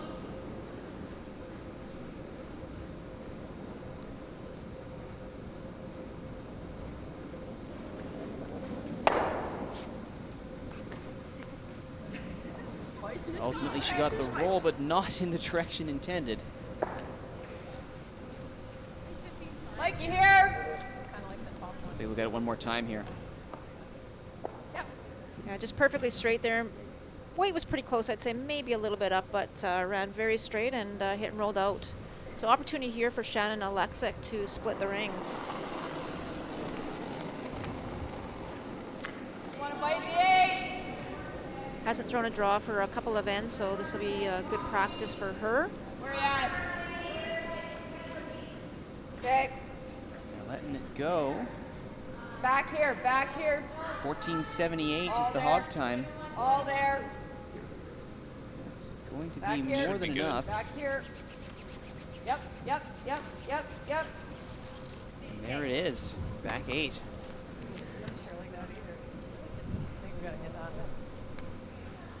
Two nice shots there from Shannon to keep the deuce alive. Yep. Once again, it looks like Team Gushulak focusing on the back stone instead of the front. They must see something here. Are they trying to hit and roll behind the red? 9, 8, 10. I think they are, but again, on Diane's first one, they might as well play the top one, roll towards the center, and try and get over make the nose. Team Mallett throw a harder shot to get rid of it, and it'll make it a little bit harder to hit that rock and keep their shooter in play. But Diane likes this, and that's what she's going to throw. On our last one, for sure, I would play the hit and roll behind, but on the first one, I would definitely play the higher one.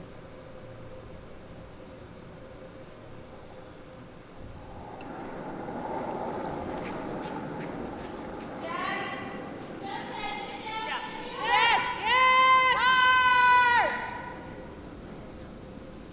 Yep, hard. Hard. Hard. Hard.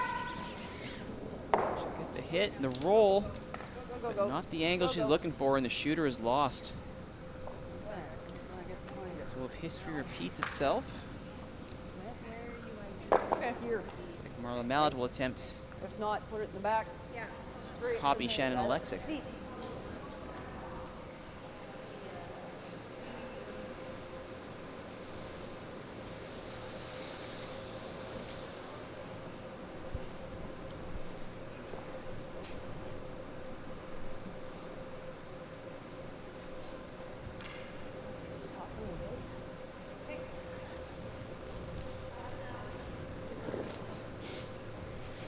Team Mallett's done very well to keep these rings split, Corey. The double opportunity has never really been there for Team Gushulak. That's right. They didn't really give themselves a chance in terms of hitting and rolling closer, grouping the stones together. So Team Mallett's done a good job with keeping the separation and a chance for a 2-spot here. This is a huge draw for Marla Mallett. As we've mentioned already, she missed 2 very big draws. So this is an opportunity for her to not only find draw weight, but get some confidence in her draw weight as she heads to the latter half of this game. 15-5-2 is the hog time. That's definitely not going through the house. All the way, all the way, all the way, all the way. Go, go, go. Sweepers will help it. Back 4. Nicely done. She will be quite happy with that. There it is. Same way. Nice shot there by Marla. You did say it was in her pocket somewhere, Corey. Exactly. I think she just pulled it out. I knew it was there. I thought it was airtight. Just a little more, Grace. Oh, no, that's a big roll.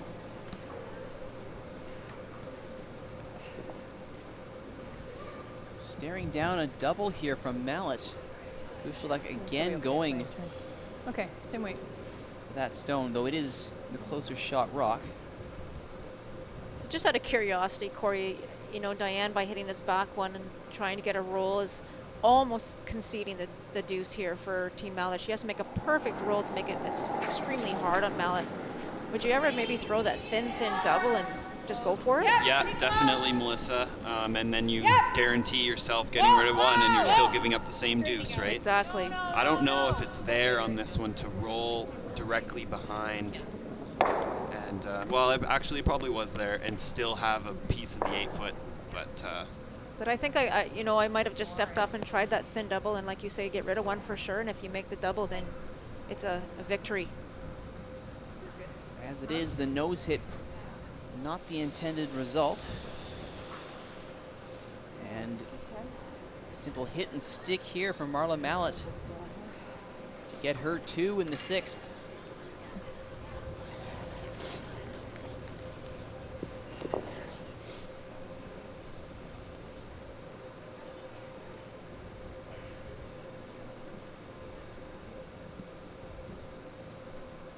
Final rock of the 6th end, Marla Mallett, Golden Ears Winter Club.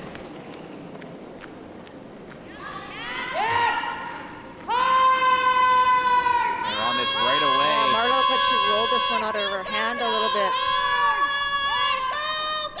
10:25 hog time. She'll get the Wow, hit. Great sweeping. Right to the button. Great sweeping. Only a small panic. Just a little bit. But Marla Mallett can thank her sweepers for that deuce. She's up 3-2 over Team Gushulak after 6th, 7th end coming up.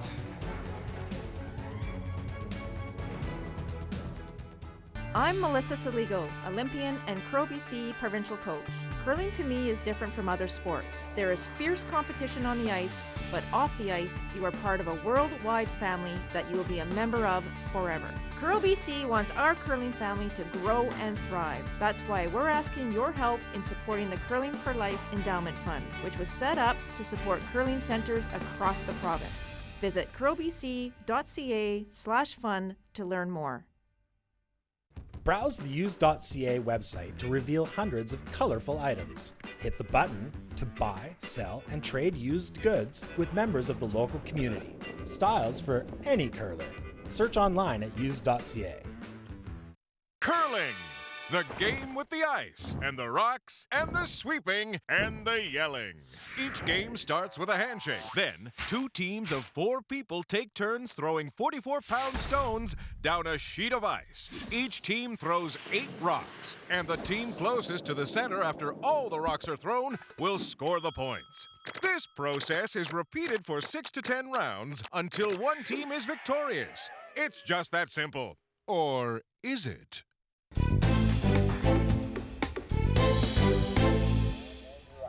Marla Mallett has her deuce. Here's how she got it. Great comeback from Marla. She was struggling a little bit on her draw. She makes a perfect draw. Back 4 on her first.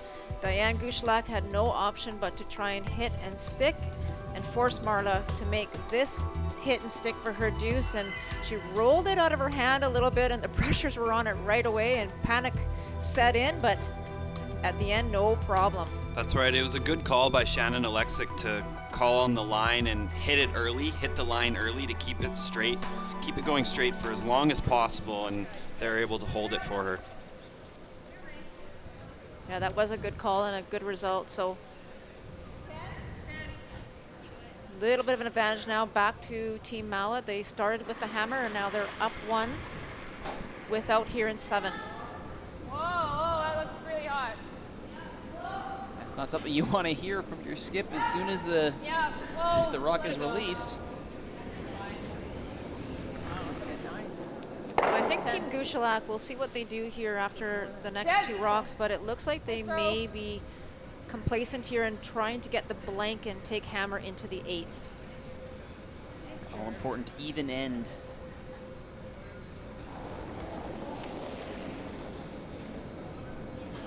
Whoa, whoa, whoa. Whoa. Whoa. Whoa.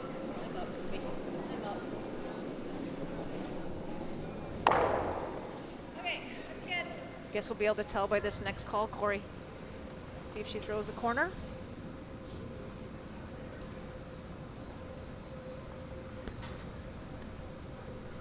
So she's going to freeze to the side red that stayed in play behind the tee line. So by bringing the play into the rings, it's a pretty telltale sign that Diane would be very, very happy with a blank here in the 7th. Whoa, whoa, whoa, whoa. We talk about scoreboard management a lot nowadays, and it's extremely important to make sure that when you go into the even ends, you can either score in the even or keep hammer in the even ends. You're going to be a good position to win games. To 10. That shot coming up quite a bit lighter than they would have liked. Freeze a good ways away. It should be a relatively by the books takeout here. Whoa, whoa, Brett Richard. whoa, whoa, whoa. Clean it. Yeah, clean it. Girl.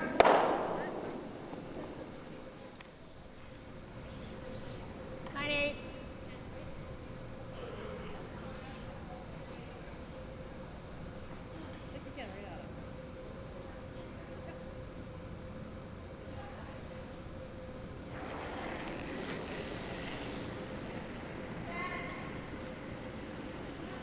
Yep. Clean. Whoa, whoa, whoa, whoa, whoa, whoa, whoa. No. No, no, no, no. No.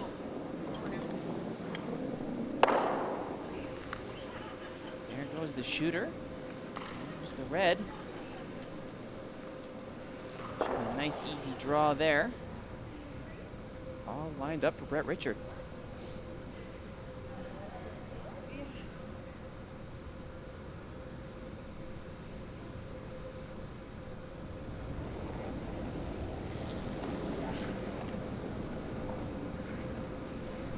Go for it.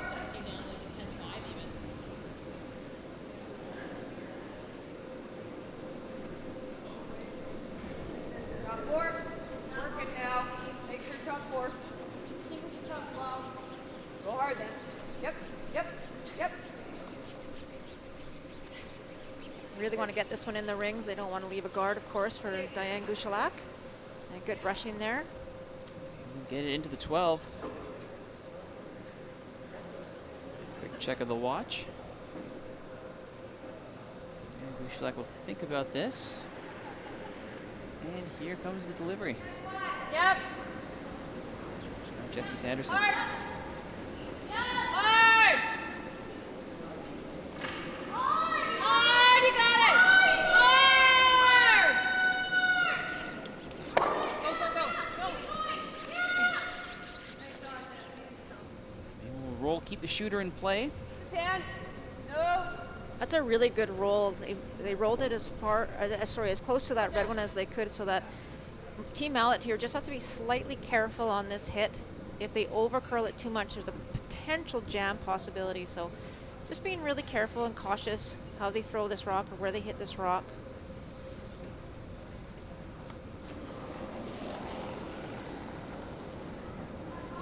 Whoa.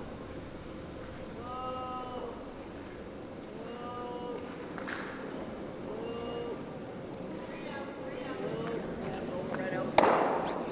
And no jam here.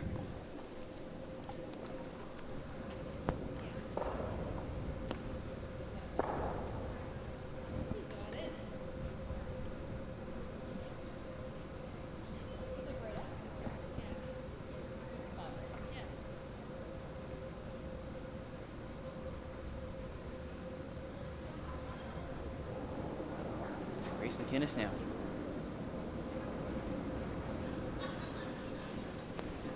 Line's good. They're going to try this freeze play Line's again. great. Still got a good line. Yeah, it's a fairly open end, of course, and Diane Gushulak just minimal risk here by trying this freeze attempt and making it a little bit more difficult for Team Mallett to try and get rid of it. It's definitely It's a much great closer. shot. Fighting the 12. It's got that little safety net behind it. And with the blank strategy, it's not like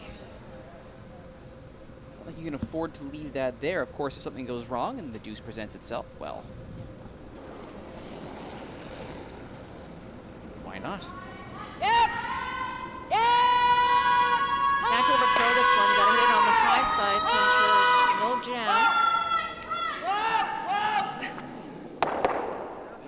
That's a big miss by Shannon Alexic. Not going to be happy with that result.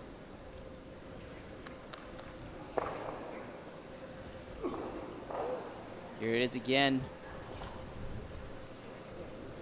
That was great rock placement by Team Gushulak, and unfortunately for Shannon Alexic, she overcurled and jammed it, and now potential deuce possibility here for Team Gushulak.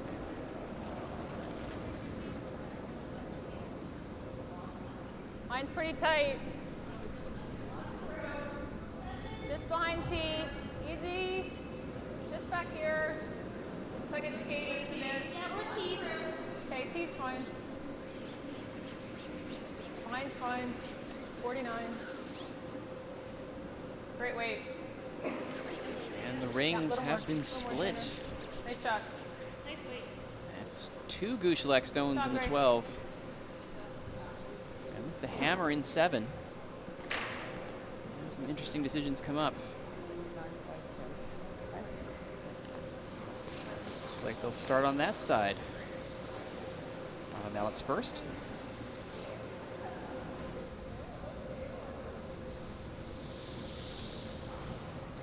All right, 9-5 to a 10. Marla's just going to obviously hit this open one and try and roll closer to the center line as she can without rolling out. She wants to try and bring that play, but she only has 2 rocks left, so closer she can get to the other blue one, the better. I hate to have to concede a deuce here in a very important 7th end.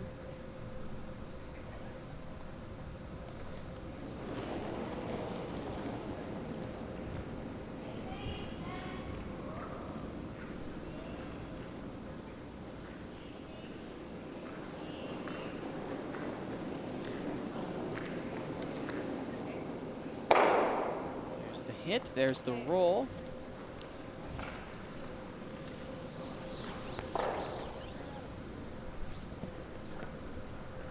So it looks like blue's still shot, so another, just a simple draw, open side for Diane Gushulak. Just a little more, Grace. Yeah. Okay, guys, T-line.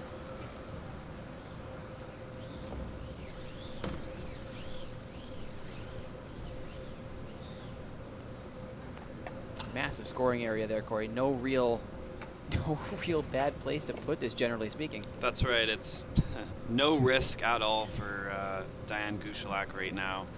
She's got a big scoring area to split the rings and keep that 2 spot alive. Diane Gushulak, her first rock at the 7th end.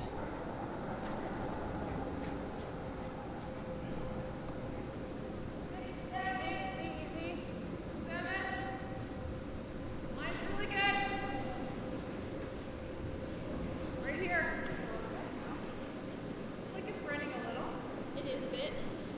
14:65 is the hog time. Be careful this isn't too heavy. And it will stop.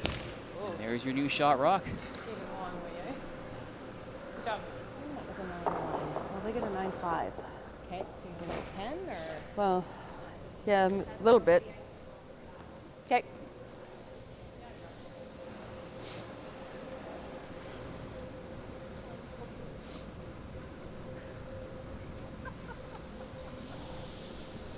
All right. I just knows it. I can throw just a little bit less weight.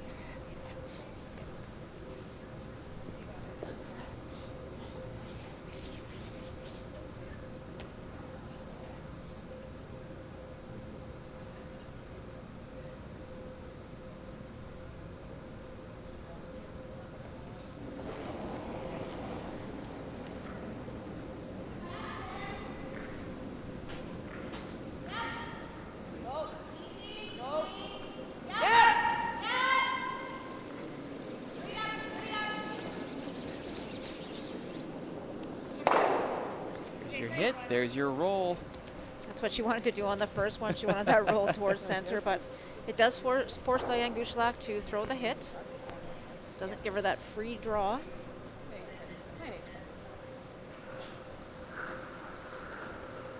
Based on what we've seen so far this weekend, Diane Gushulak has, as Corey so aptly put it, dialed into her draw weight.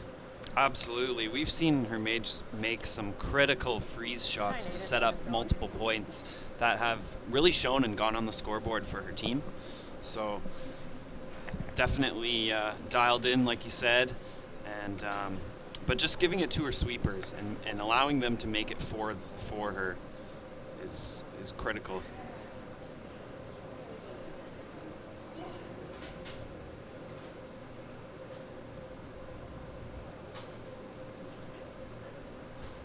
Diane Gushulak skipping out of the Royal City Curling Club.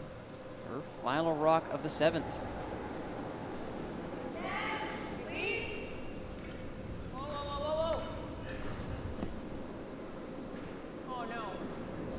Uh-oh.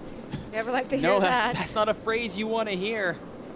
That's a lot of weight. Way more than she wanted to throw. And she will hit and roll out. Huge Not the line she break. wanted. She will have to settle for 1. Had a shot at 2. Slipped away from her. And we go into the 7th end, all tied at 3. Gushulak and Mallett. More after this.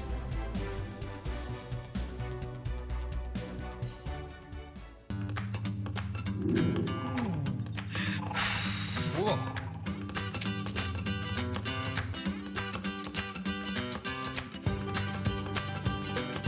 If I had a birthday wish for Canada, it would be for us to continue to stay active, to eat right, and to give back to our communities. My birthday wish for Canada in the next 150 years would be to eliminate child abuse in this country. My birthday wish for Canada is that youth grow up in a safe place, they grow up with hope, and they grow into be the leaders of tomorrow. Canada, my big birthday wish for you is that we're going to see no snow in the month of July.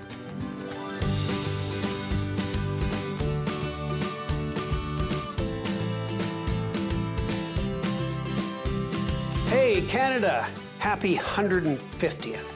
Happy birthday, Canada, from Akeem Haynes. I brought home a medal for you guys from Rio, but for now I'm going to hang on to it.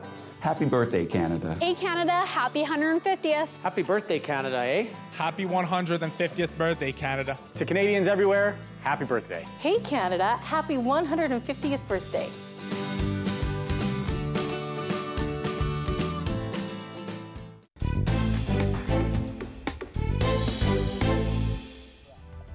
It could have and maybe should have been a deuce. But Marla Mallett had other ideas, Corey. That's right. She was set up this entire end basically to score the 2. Had the ring split. Well, after Shannon Alexic had jammed a stone, but up to the weight, and it ran poker straight and rolled out and only got the single. Diane's going to be so disappointed with herself on that shot. That was, you just can't leave a point in this close of a game. You can't leave a point on the board like that. So we've used the phrase razor thin to describe the margins here, and that was one of the ones you just could not let slip away.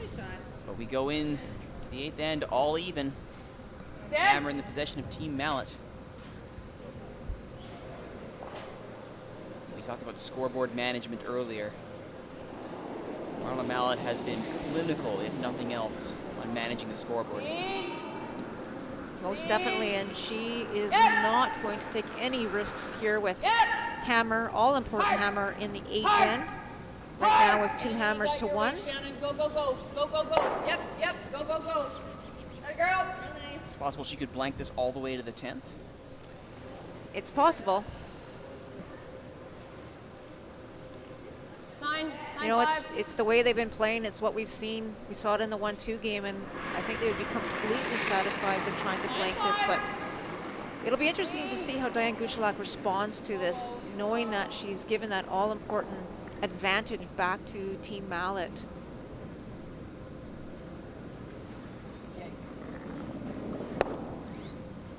Ooh, that's not good for Sandra Comandina. It's one of the first ones we've seen her miss. The time you want to start opening the door even further. wouldn't go so far as to say train wreck. Certainly not the best case scenario. So I think a point that's worth noting there is how aggressive Marla called that hit and roll on the first shot of Blaine's to try to roll it right to the wing.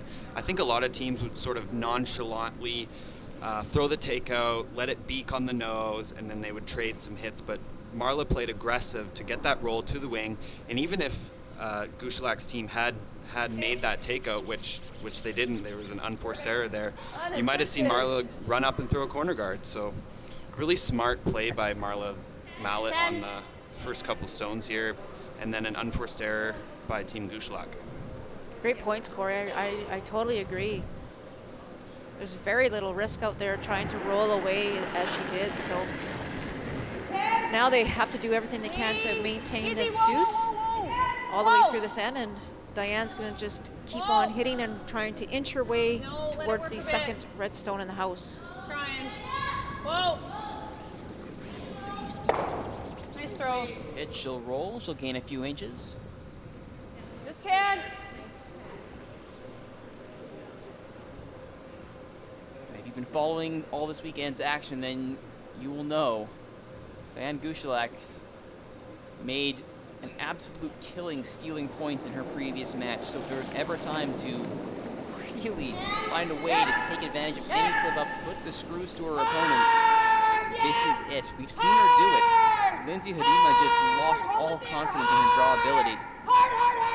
That's for sure, Arturo. Did she ever steal? She stole a ton of points in that last game, so you cannot count anything out right now. In fact, Team Gushulak as a team curled 88% in that semifinal this morning. Very solid performance to get to the final today. So with Marla Mallett calling heavy sweep on that, the roll goes closer together. Yeah, there might be a double here now for Jessie Sanderson. She can throw the hard one. About half, 3/4 of a rock. She might get them both. Yep. Hard. Really hard. Hard. She'll get one, and she'll freeze to the second. That's a good shot as well. Just a 10. It didn't quite go as far as they wanted to. It is frozen to it, but there is room there with a 10.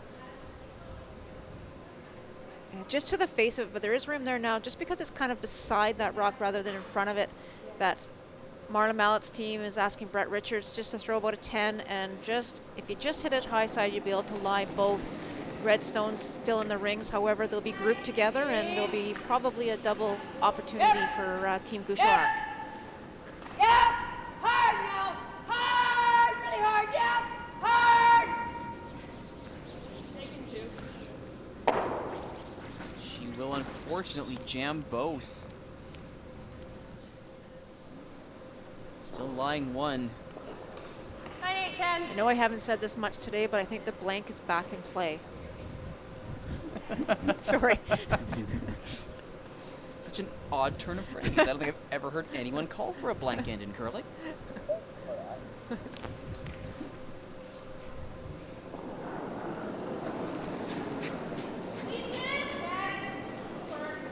Clean. Whoa. No. No. Whoa, off.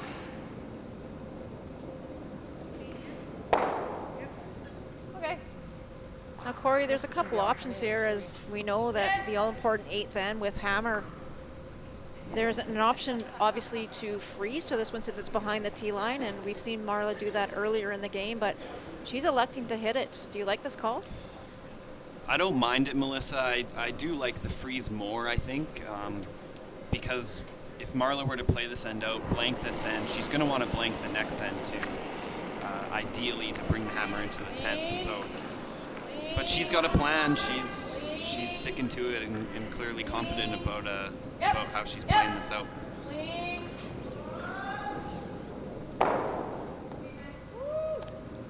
Just bite the 12. Look at the individual stats through 7 ends. Diane Gushulak and Jessie Sanderson been both so reliable through this tournament. Have seen the percentages dip Jessie Sanderson down to 86. Diane Nine-ish. Gushulak down to 75. On the flip side, Marla Mallett has recovered wonderfully, going up a full 10 points, up to 79%, having recovered from a very rough start. I have to say, Jessie going down to 86 actually doesn't sound that bad. 86 is a pretty good score. So high are our expectations of Jessie Sanderson. Absolutely. Hard! Clean! Her teammate Grace McInnes will hit, will roll. What a great shot. Shot, Grace. Good. That's a tough one to hit. It was right in front of that other red one on the edge, and super shot there. Just enough, rolls into the rings. Great shot.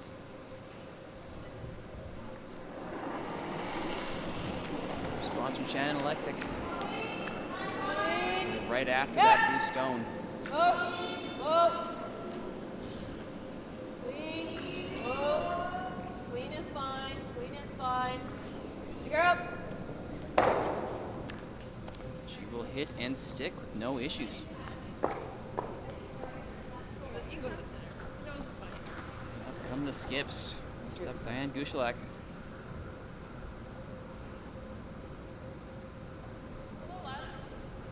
Yeah. Same weight, no, 10-ish, 9, 8, 10-ish.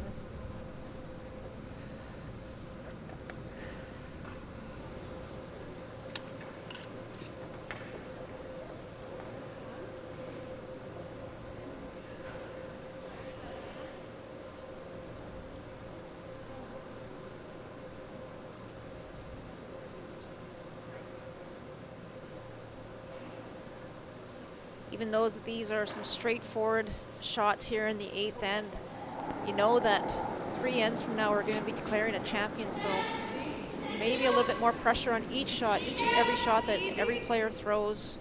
Clean, lightly. And every shot becomes a very, very hard shot. Clean. It's going to take a lot of patience and a lot of focus to continue down the path. We saw that example at the end of the last end, Melissa, where a seemingly routine takeout by Gushulak ended up slipping away from her. She had to settle for one. That's right.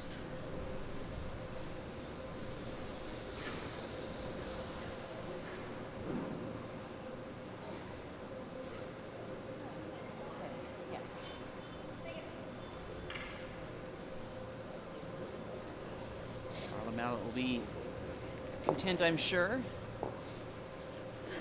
See this leave the rings.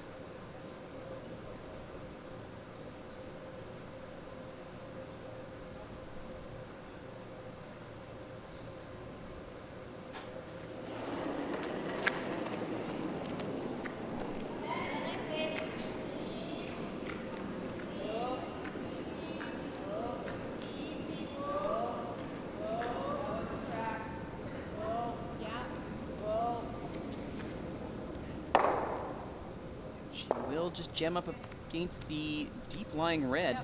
Both will stay in play. Neither in a scoring position. So the question is here, for Diane Gushulak, do you try and freeze up against those, force the single? Yeah, because we were taking like that. Again, we can't emphasize enough the point that's here good. is to try and make the degree of difficulty harder on your opponent. So Diane's just going to try and put this in a good place and make Marla have to shoot at it. More, Grace. Just a hair. That's right, and to your point, like you may as well. It's back there. It's something to use. Try the freeze, and you never know. You might get a jam attempt by Marla and a rollout or something. I doubt that will happen, but because she's been throwing very well. But the objective for the Team Mallett here is to secure the blank end and take the hammer into the ninth.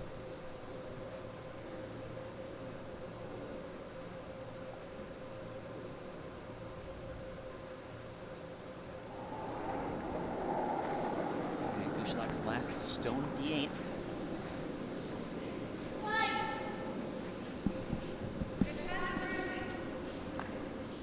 Tons of room.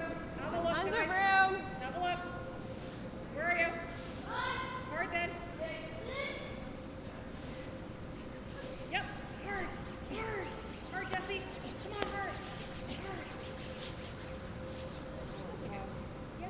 well shy of a freeze.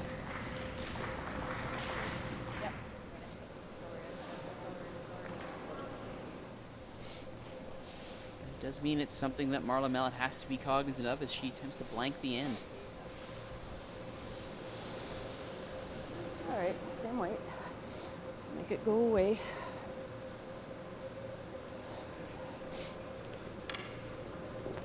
It's a pretty good summary of the Mallett game plan so far. Just make it go away. Absolutely. It's a big one, isn't it?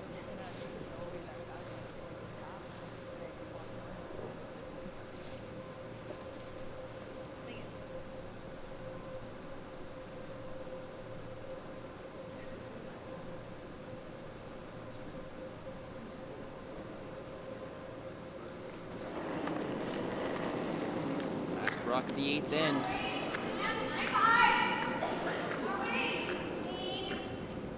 Clean, yep, yep. Clean. Nice weight call, guys. There's the hit. The shooter is gone, and that's a blank end for Marla Mallett. The score remains tied at 3 at the end of the 8th end. BC Women's Curling Championships, presented by Best Western on Shaw TV Sports. Don't go anywhere. 9th end's coming up. Browse the used.ca website to reveal hundreds of colorful items. Hit the button to buy, sell, and trade used goods with members of the local community. Styles for any curler. Search online at used.ca. Curling! The game with the ice, and the rocks, and the sweeping, and the yelling. Each game starts with a handshake. Then, 2 teams of 4 people take turns throwing 44-pound stones down a sheet of ice. Each team throws 8 rocks, and the team closest to the center after all the rocks are thrown will score the points. This process is repeated for 6 to 10 rounds until one team is victorious. It's just that simple. Or is it? I'm Melissa Saligo, Olympian and Crow BC provincial coach. Curling to me is different from other sports. There is fierce competition on the ice, but off the ice, you are part of a worldwide family that you will be a member of forever. Curl BC wants our curling family to grow and thrive. That's why we're asking your help in supporting the Curling for Life Endowment Fund, which was set up to support curling centers across the province. Visit curlbc.ca/fund to learn more.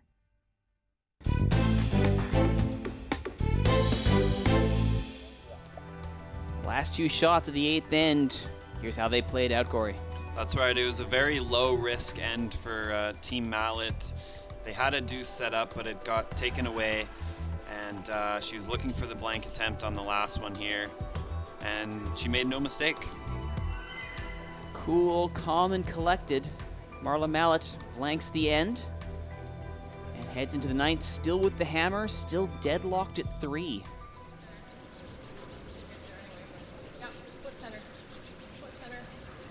As we run further out of rocks and ends, how much must that missed double by Team Gushulak be weighing on her mind? Yeah, so this end for the 9th, Diane really wants Team Mallett to take a point here. Or to someone for either team to take a point, rather. If they were to steal, that would be a comfortable situation for them going up 1 into the last end. But they want to prevent Team Mallett from blanking in this 9th end. Make sure we're back.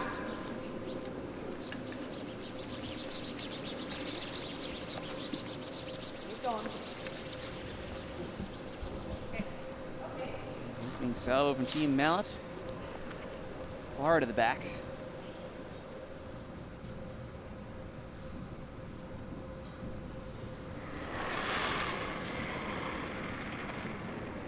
Whoa, whoa, whoa, whoa, whoa. Where are ya?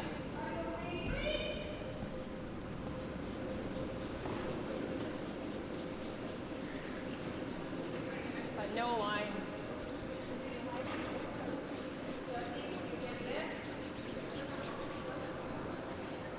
Right up here, if you can. Hard, hard, hard, hard, hard, hard, hard, hard, hard.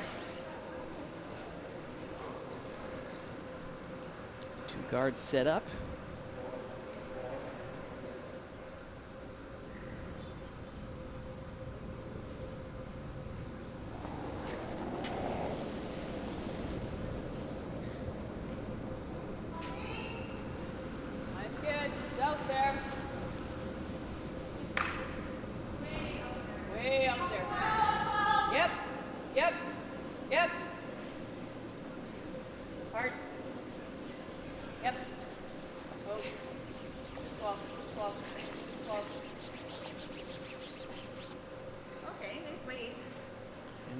Victoria's second shot goes to the other side of the 12.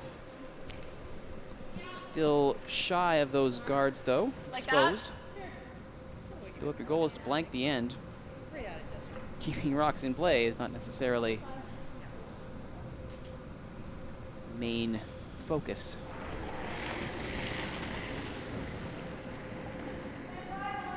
Hey, whoa, close. Yep. Whoa. No. Yeah, whoa. Whoa.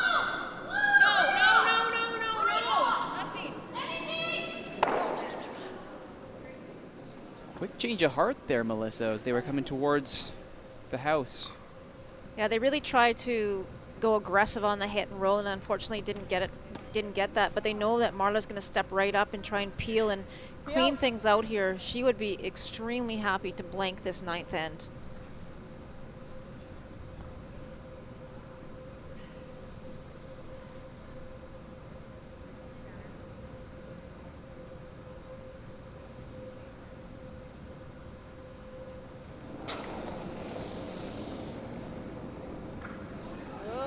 Whoa, whoa, whoa, whoa. Yep, yep. 1, 2, 3. That's plan B or C. Wow. That's the second triple takeout of the game for Brett Look at her Richard. face. And I believe she still cannot believe what she's just done. Wow, what a great call, though, by Marla Mallett. She was a little bit wide, so they went super, super thin, touched every blue stone, and although they left the guard, who cares? She got rid of both the blue ones in the rings. That's twice now in this game Brett Richards has made what doesn't even look to be an available shot happen and has completely changed the complexion how this end plays out. Unbelievable. Really great.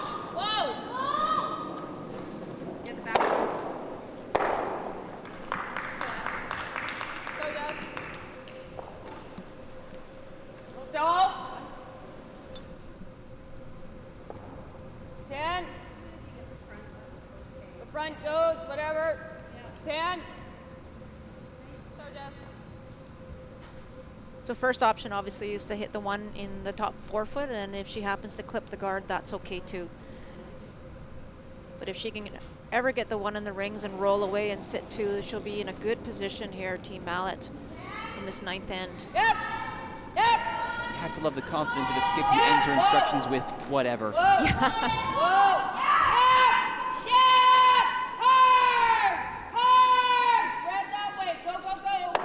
Nice shot. Corey, you can almost feel a little bit of the momentum shifting, hey, from Team Gushulak to Team Mallett. Definitely, and I actually like that result the best instead of trying to get it as close to the guard as possible. I agree. Roll it open, keep that separation, and draw the play away from the guard.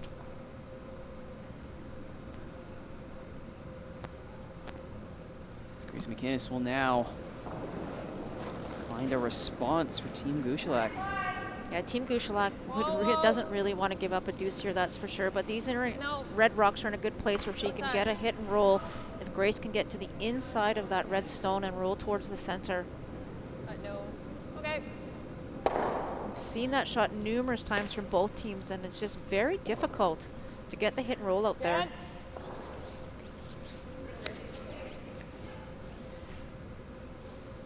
Operation Blank just became slightly easier for Team Mallett.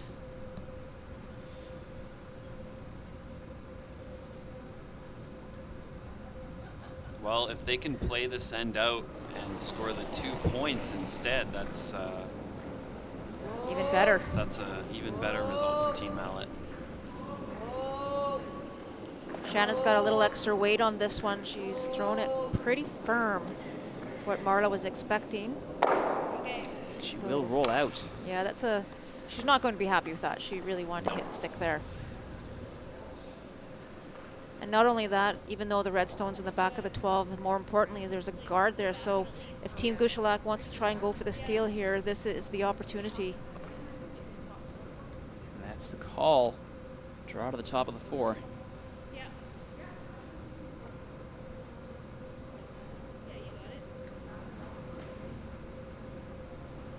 Grace McInnes to show off that draw weight.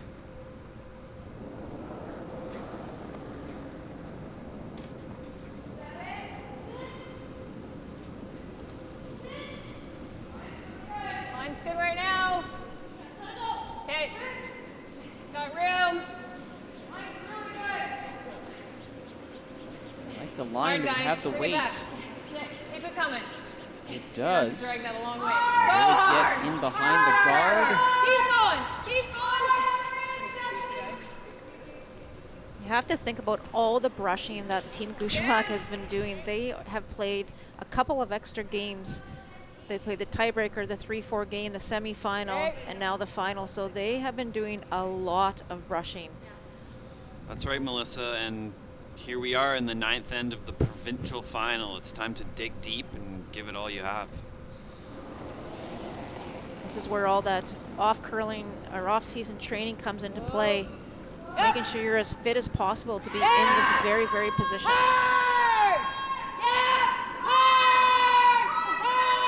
Trying to sneak it by that guard. They'll get by. There's the nose hit, but they will jam against the red rock at the back.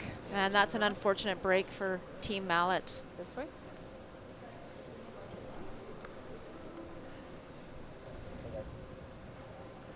Still somewhat hidden by that guard as well. Did well to get around the guard, though. Yeah, it's really good. They tried to roll it open, I believe, Melissa, and keep that 2 in play, but instead it curled up too much and jammed the back. We gotta get around it. Yeah, that's unfortunate. So Team Gushulak now in a good position here to keep trying to force Team Mallett. And even with that guard again, they could even try the potential steal. Let's just be safe. But they do run out here for a bit. It looks like Blue's shot at the back there.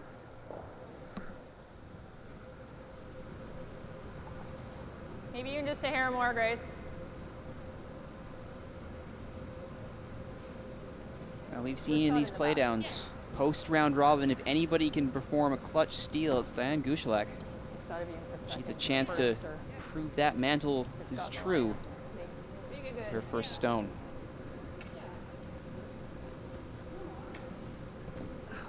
Sorry, Sandra. It just goes there.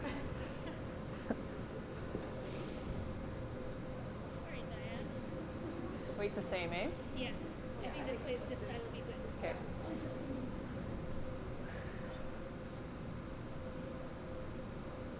It's a big draw for Diane Gushulak. Just conferred with her sweepers. They're all in agreement about the weight. All she has to do is get it there.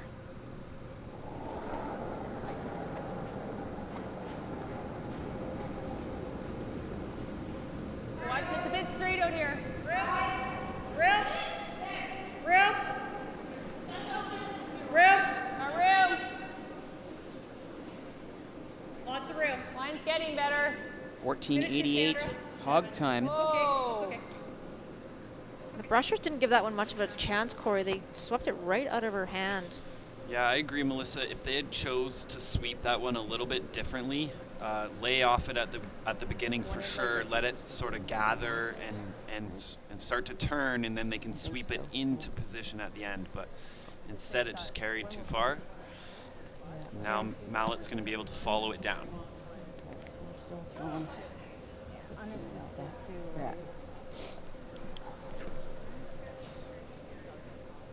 It'll break hard at the end, though. She's watched that first shot go. She's seen the lay of the land, so to speak. The key here for this shot is just what Corey mentioned, is giving it to your brushers. You can't get there all on your own. You need to throw it close and let your brushers be able to manage it. But if they have to sweep it out of your hand, it's going to run straight and not be able to make the break point or reach the break point appropriately to curl in.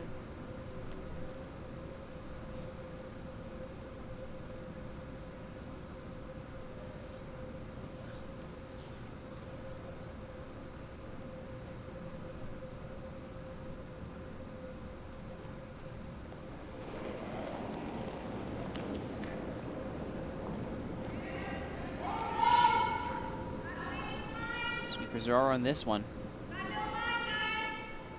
They went early on it, very similar to the previous shot by Team Gushulak. 15:28 hog time.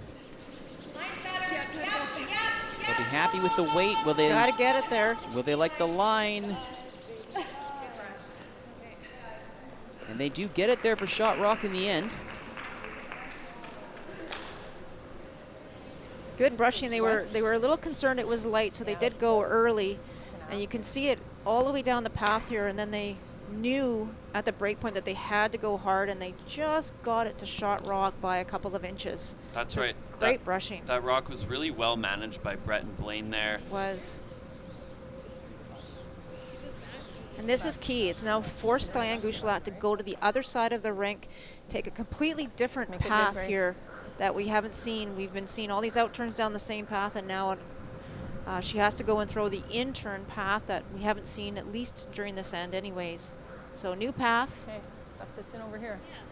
Same weight, eh? You guys like the Wants same to weight? get Shot Rock and needs to get Shot Rock out of this, or at least narrow down the scoring area for Team Mallett not to get their deuce. Considering that tap back is still there.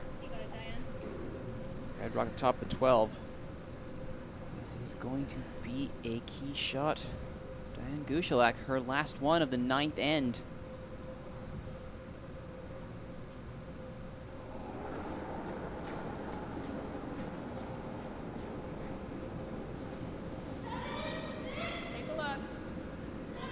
You see the brushers on it right out of her hand again. Now they're on and off, which is great management. Only for weight. You hear them saying only for weight. 14.94 hog time. It's a touch faster than was thrown by Mallett. That'll be fine. And you want to talk about narrowing the scoring area. That's a pretty darn narrow scoring area right there. Really good shot by Diane Gushulak. They managed that quite well. On and off it at the very end. Once they knew it was in a good position, good weight, just tried to bury it, but I think it's fairly open for maybe back 12, back 8 weight. Is that what you're giving for a draw? A little bit more for the draw to the button, hey? Yeah. Looks like you can see almost 7/8 edge to edge almost, Corey. It's still exposed by quite a bit for sure. Just to be able to move it out of the forefoot, keep your shooter, and score the 2 points. This is one of those shots, though, you can't be thinking both. You can't be thinking tap, and you can't be thinking, you know, draw, like overthrowing a heavy draw. You just want to throw it there and allow your brushers to take it all the way and just move it back. If you throw too much weight on here, you're going to miss it on the wide side altogether. So very delicate shot. You only need back 8. Back 8, back 4. Something like that. Yeah. You just cannot overthrow it in the spot. Marla Mallett, last rock of the 9th end. With the hammer and a 3-3 draw.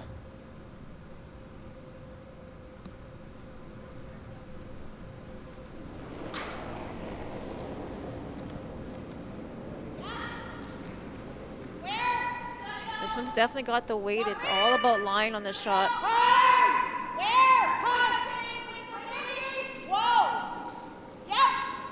Need to communicate. 14:32 hog time. They're trying to manage this in. Have they got it?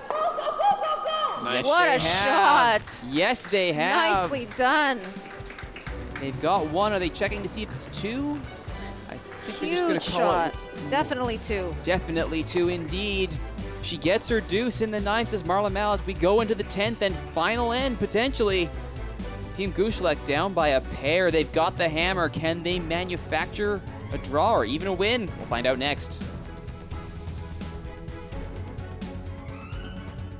Curling, the game with the ice and the rocks and the sweeping and the yelling.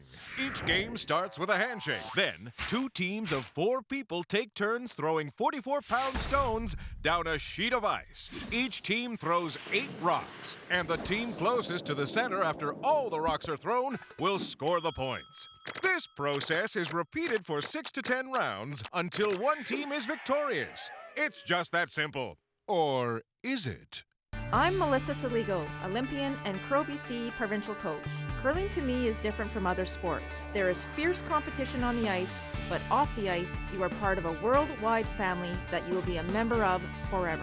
Curl BC wants our curling family to grow and thrive. That's why we're asking your help in supporting the Curling for Life Endowment Fund, which was set up to support curling centers across the province. Visit curlbc.ca/fund to learn more. Browse the used.ca website to reveal hundreds of colorful items. Hit the button to buy, sell, and trade used goods with members of the local community. Styles for any curler. Search online at used.ca.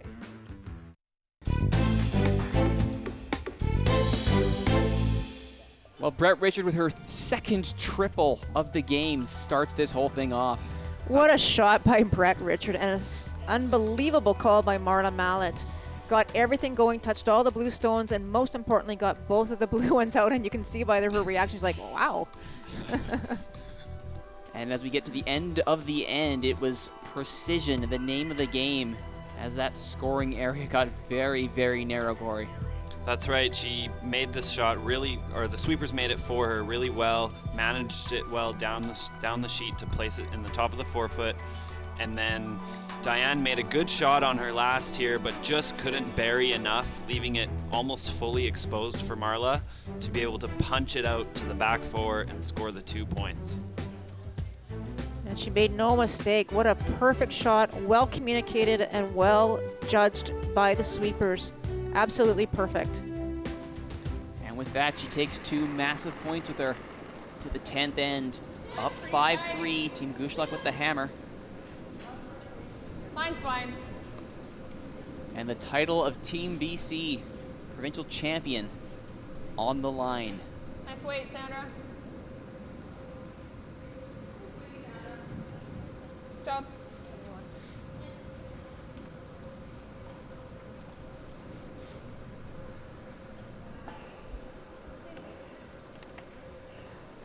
So now it's all about taking some risks here for Team Gushulak. They have no choice, being down 2 in the last end of the provincial final.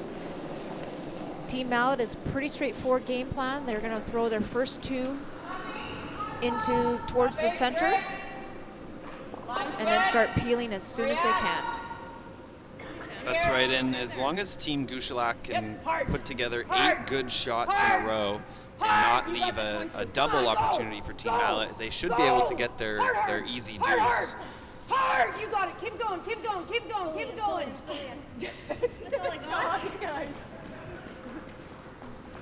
We saw that sort of precision shot making in the 9th end of the last game, where they absolutely had to be on top of things to prevent their opponents from making what would have been a crucial steal.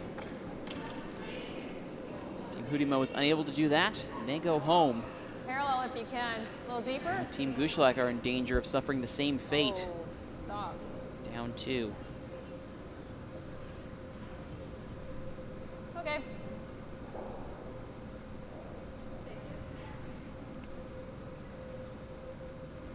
That corner guard of Sandra's just coming in way too deep. Yep. And obviously over curling quite a bit. It's not covering very much of the 12 foot. So nothing but peeling machines here now for Team Mallett. I think it's actually there almost, Corey, that they could potentially get the double peel as well. Absolutely, it's there. Depending on how hard Brett will throw this one, I'm sure it'll be coming down pretty fast. If you need someone to make a fantastic takeout, we have the correct woman in the hack right now.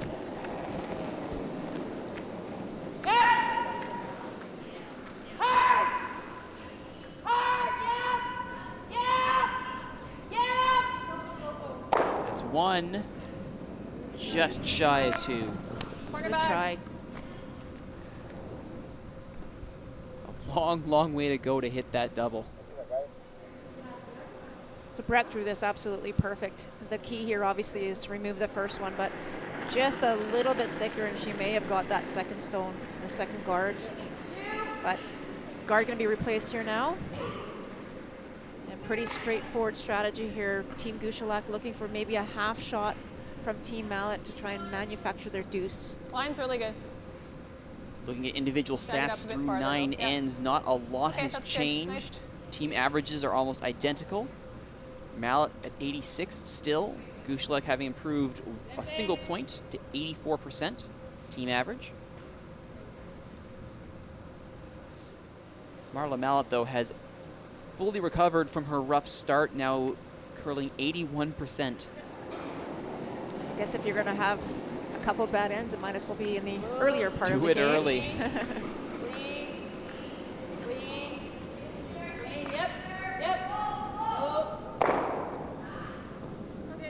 Another easy peel, Brett Richard. You guys like one more? I think we got to move these a bit. Yeah, I do. Timeout. And timeout being called there.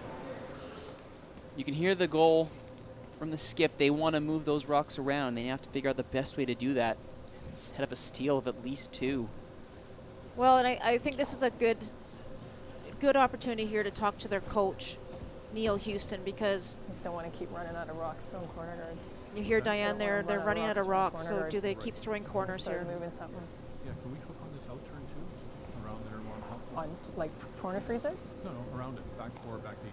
Yeah. Oh, go all the way around. All the way around. Yeah. Out turn will do it? Unless I Yep. can do that somewhere in the near future. It's not now. It's Grace's first one, I think. Yeah. So for my we first get- one, what's that? for my first one, do we just come around?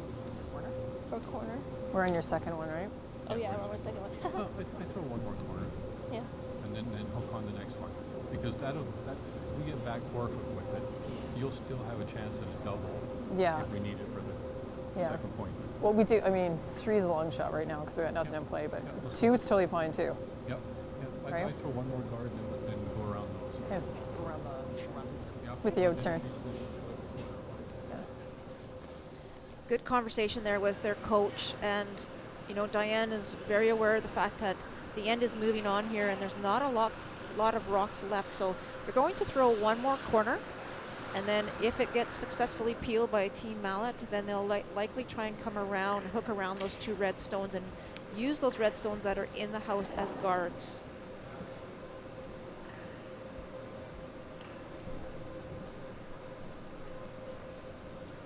Being the 3rd stone at the end for Team Gushulak. 5 left after this. Line's good.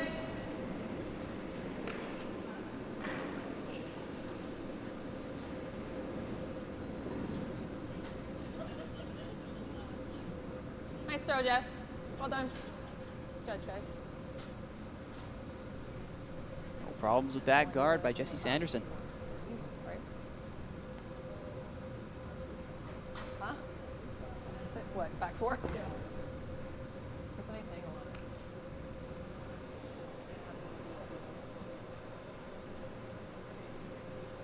Corey, do you think Marla's ever looking at hitting this as super, super thin and maybe trying to remove one of her own red ones as well? I don't think so, Melissa. I think they're in such good spots. You wouldn't want to disrupt where they are right now. Stay with the red. She will disrupt them There you anyway, go. and still clear out both blue So guards. it actually ricocheted and took out the other guard too. Wow. It's almost like I know what I'm talking about. I don't think that's what they call it. You're right, Corey, but they did manage to get that other blue one out.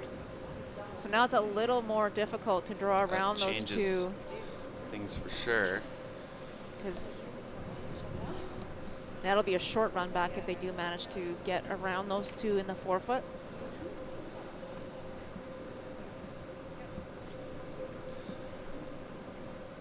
Is that what they called the out turn come around? It looks like they're trying to hook to the back 4 foot. That's right. Line's good. Where are ya? Yep. Yep. Hard line. Horn. Yes, horn. You gotta go. Okay. Right on top. Right on top. Then whoa. Going plan B line. here and just Yep, trying to okay. freeze it. Okay. It's fine. Quite get the freeze, but they definitely were not going to get around the corner no matter how much sweeping they put on that. Not sure that's a bad All right. result, Corey. I know there's some space there for sure, and obviously Shannon's going to throw this one hard and try and pick it out. Okay. That was a tough draw to make behind those two rocks that were lying there.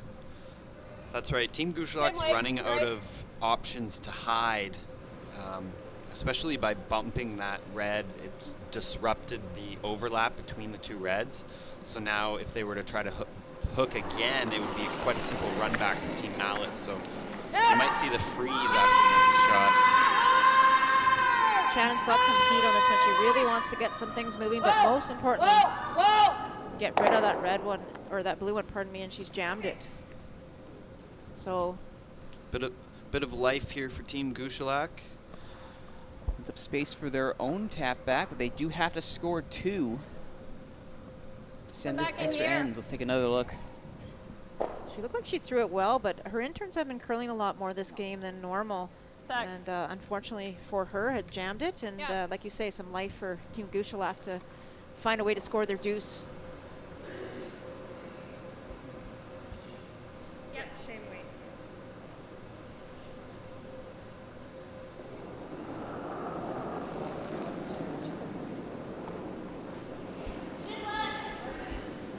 Sit last. Hard. Line's great. Where are ya? 7-8's great. Line's great. Weight sounds really good. 7-8 is T-line plus. No, I don't want to. Go back, Shan. Go hard. Go hard. Yep. Go. Oh, but a bit of a miscommunication there, Corey, on the weight. Yeah, that's an unfortunate result there. So Very unfortunate. Marla's going to run up and hit this top blue, as the back blue is sort of irrelevant as long as Marla can stick her shooter on this one. So they said 7-8, which is T-line, maybe back 4, but this one went sailing and just kept going. The key there, though, is what Corey just said, is if Marla doesn't stick her shooter, there's a double potential there for Team Gushulak, because that red one, the blue one at the back is out-counting the red one. That's right. On the side 12. And that may come into play here.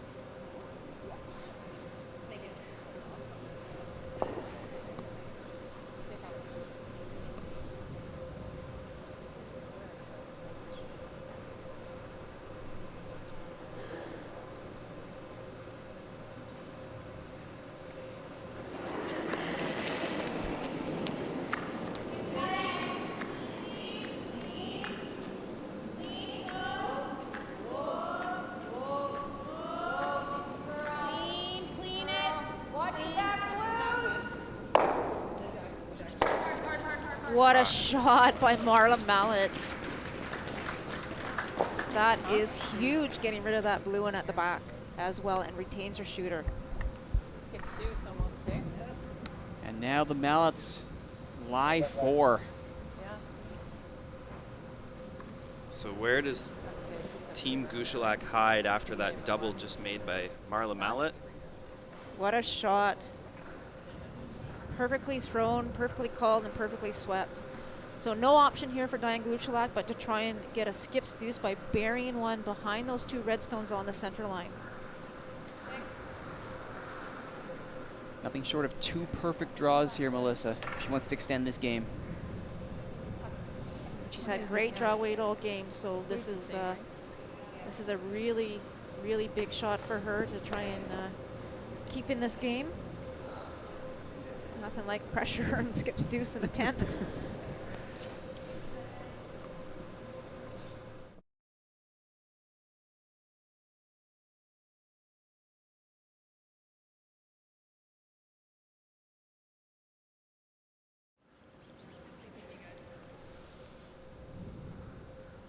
And we'll end up freezing to the top. That might very well be it.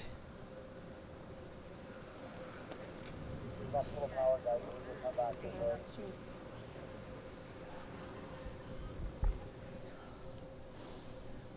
Unbelievable.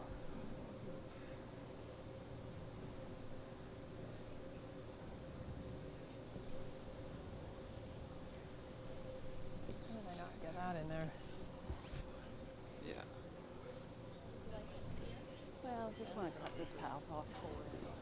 No, I was soft enough. And now with a chance to seal the deal here. What? Okay.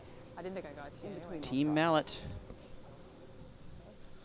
That's right, and all she has to do is stay in front of this blue stone, so it'll be virtually impossible for Team Gushulak to bring it into play now that Team Mallett is already sitting 3.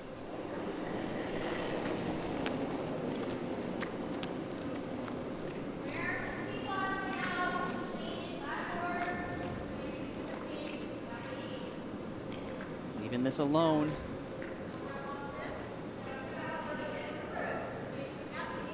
Now they're on it.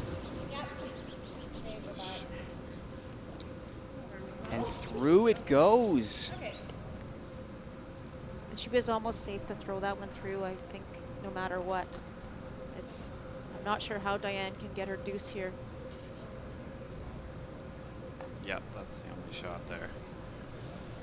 Not even there. Hit on the left side of that blue and just hope that the red squirts out the other side. Timeout being called here by Team Gushulak, and I don't blame them. They need to get this one right. You hit it skinny enough.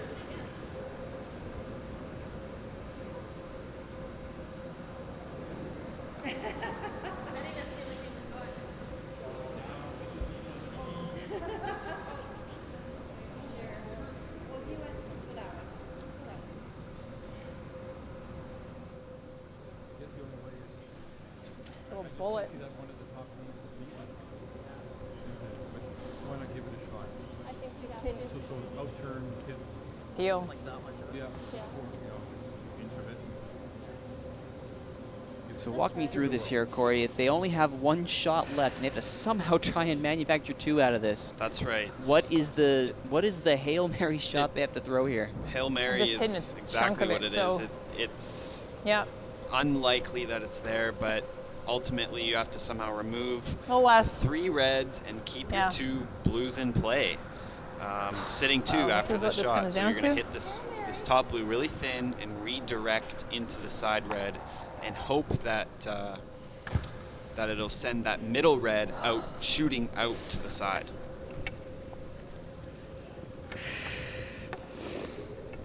Those of you who are physics majors, you may begin your calculations right now. Yeah, this is an extremely difficult shot for Diane Gushulak, and not one that you'd want to make to just to send this into an extra end.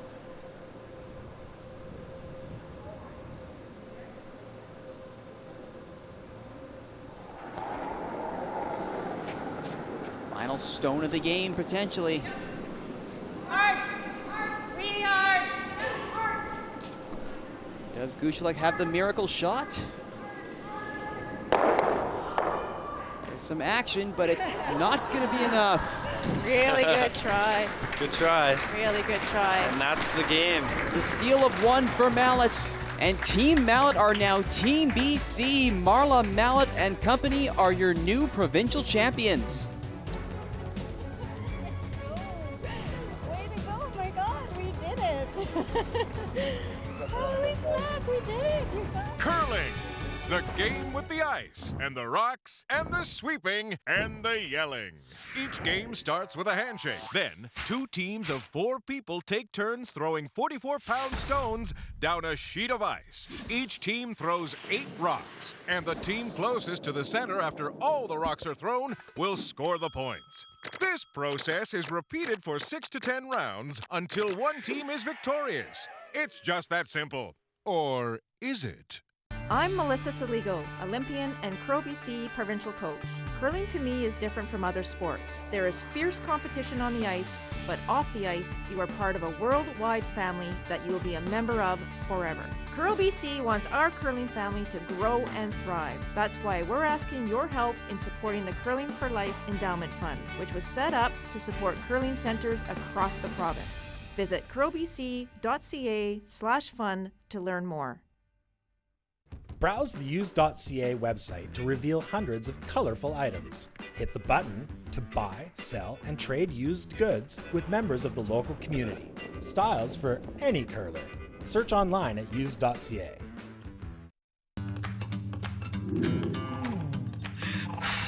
Whoa.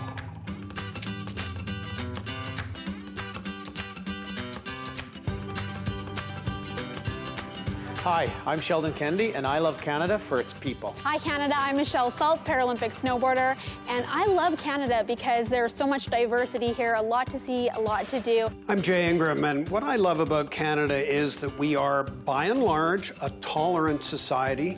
We have fantastic geography. Citizens of other countries really appreciate when they see Canadians, and they love it. And I think that's a testament to how friendly Canadians are.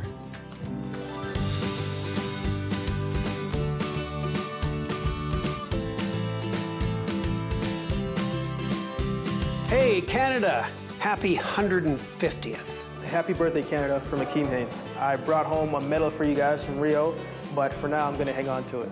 Happy birthday, Canada. Hey Canada, happy 150th. Happy birthday, Canada, eh? Happy 150th birthday, Canada. To Canadians everywhere, happy birthday. Hey Canada, happy 150th birthday.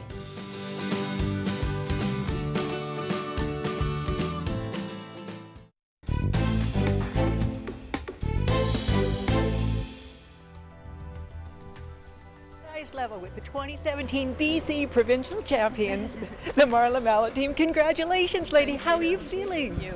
Really good, really good. It's been a long week. We played well all week. We were good and solid and stayed within our processes and got to where we wanted to be in the final and finished it off. Marla, you're so calm, but this was a very emotional win for all of you. Calm? Maybe on the outside, not so much on the inside. It's been a while since I've been in the final, and after having taken 2 years off, I got lucky. I got an offer I couldn't pass up in these girls and came here and we did what we needed to do. Is it the dream team you want to take to St. Catharines? Absolutely. And you ladies, are you ready for this? Oh, yes. Yeah. And we want to thank our coach, Jerry, too. He's been our rock all season long. So, thanks, Jerry. Excellent. Well, you know what? You all did beautifully. Well done, ladies. Congratulations. Thank you. And I hear there's a trophy being handed out, so I know you're going to want to get off to that. We gotta go. We're going to head up to the broadcast booth. Arturo alongside Corey Chester.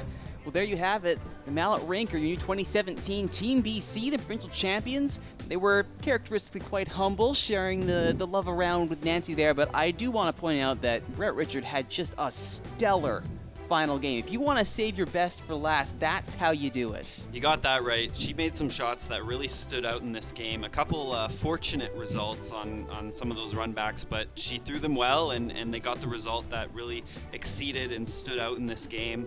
And that was the difference maker for sure. And Melissa did point this out during the broadcast that the call had to be made for that shot to be made. So while the triple takeout is fine, Marla Mallett, to see that seeing eye shot is fantastic. That's right. And Marla is a veteran skip. She knows what's going on out there and when the plan B needs to be called. So I'm not surprised that she was able to line those up as well as she did. And like I said, got the results that really stood out in this game. All right, it's time to hand out the trophies. Let's head down to ice level. And take it away, Melissa. Congratulations, it's the 2017 BC final. What a week, what a game, what a final.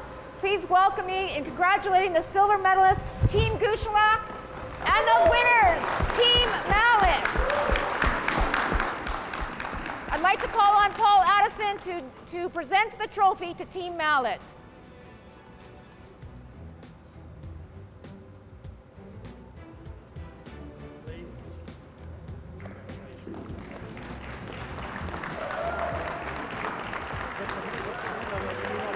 That's going to do it for our coverage of the 2017 BC Women's Provincial Curling Championships from the wonderful Glen Harper Curling Center here in Duncan. Thank you all so much for watching. Our apologies for those technical difficulties at the end of the show. It was a very tight match all the way to the end. Once again, the two skips, Team Gushulak and Team Mallett, did a fantastic job. Very narrow right to the very end, and ultimately Team Mallett is your new Team BC. Now, if you want more curling action, you don't have to wait long. The men's provincials is coming up February 8th and 12th. February 8th to 12th, make that the Abbotsford Curling Club. Go to curlbc.ca for all the details. For everyone here at Shaw TV, for my co-hosts Melissa Salino and Corey Chester, my name is Arturo. Thank you so much for watching.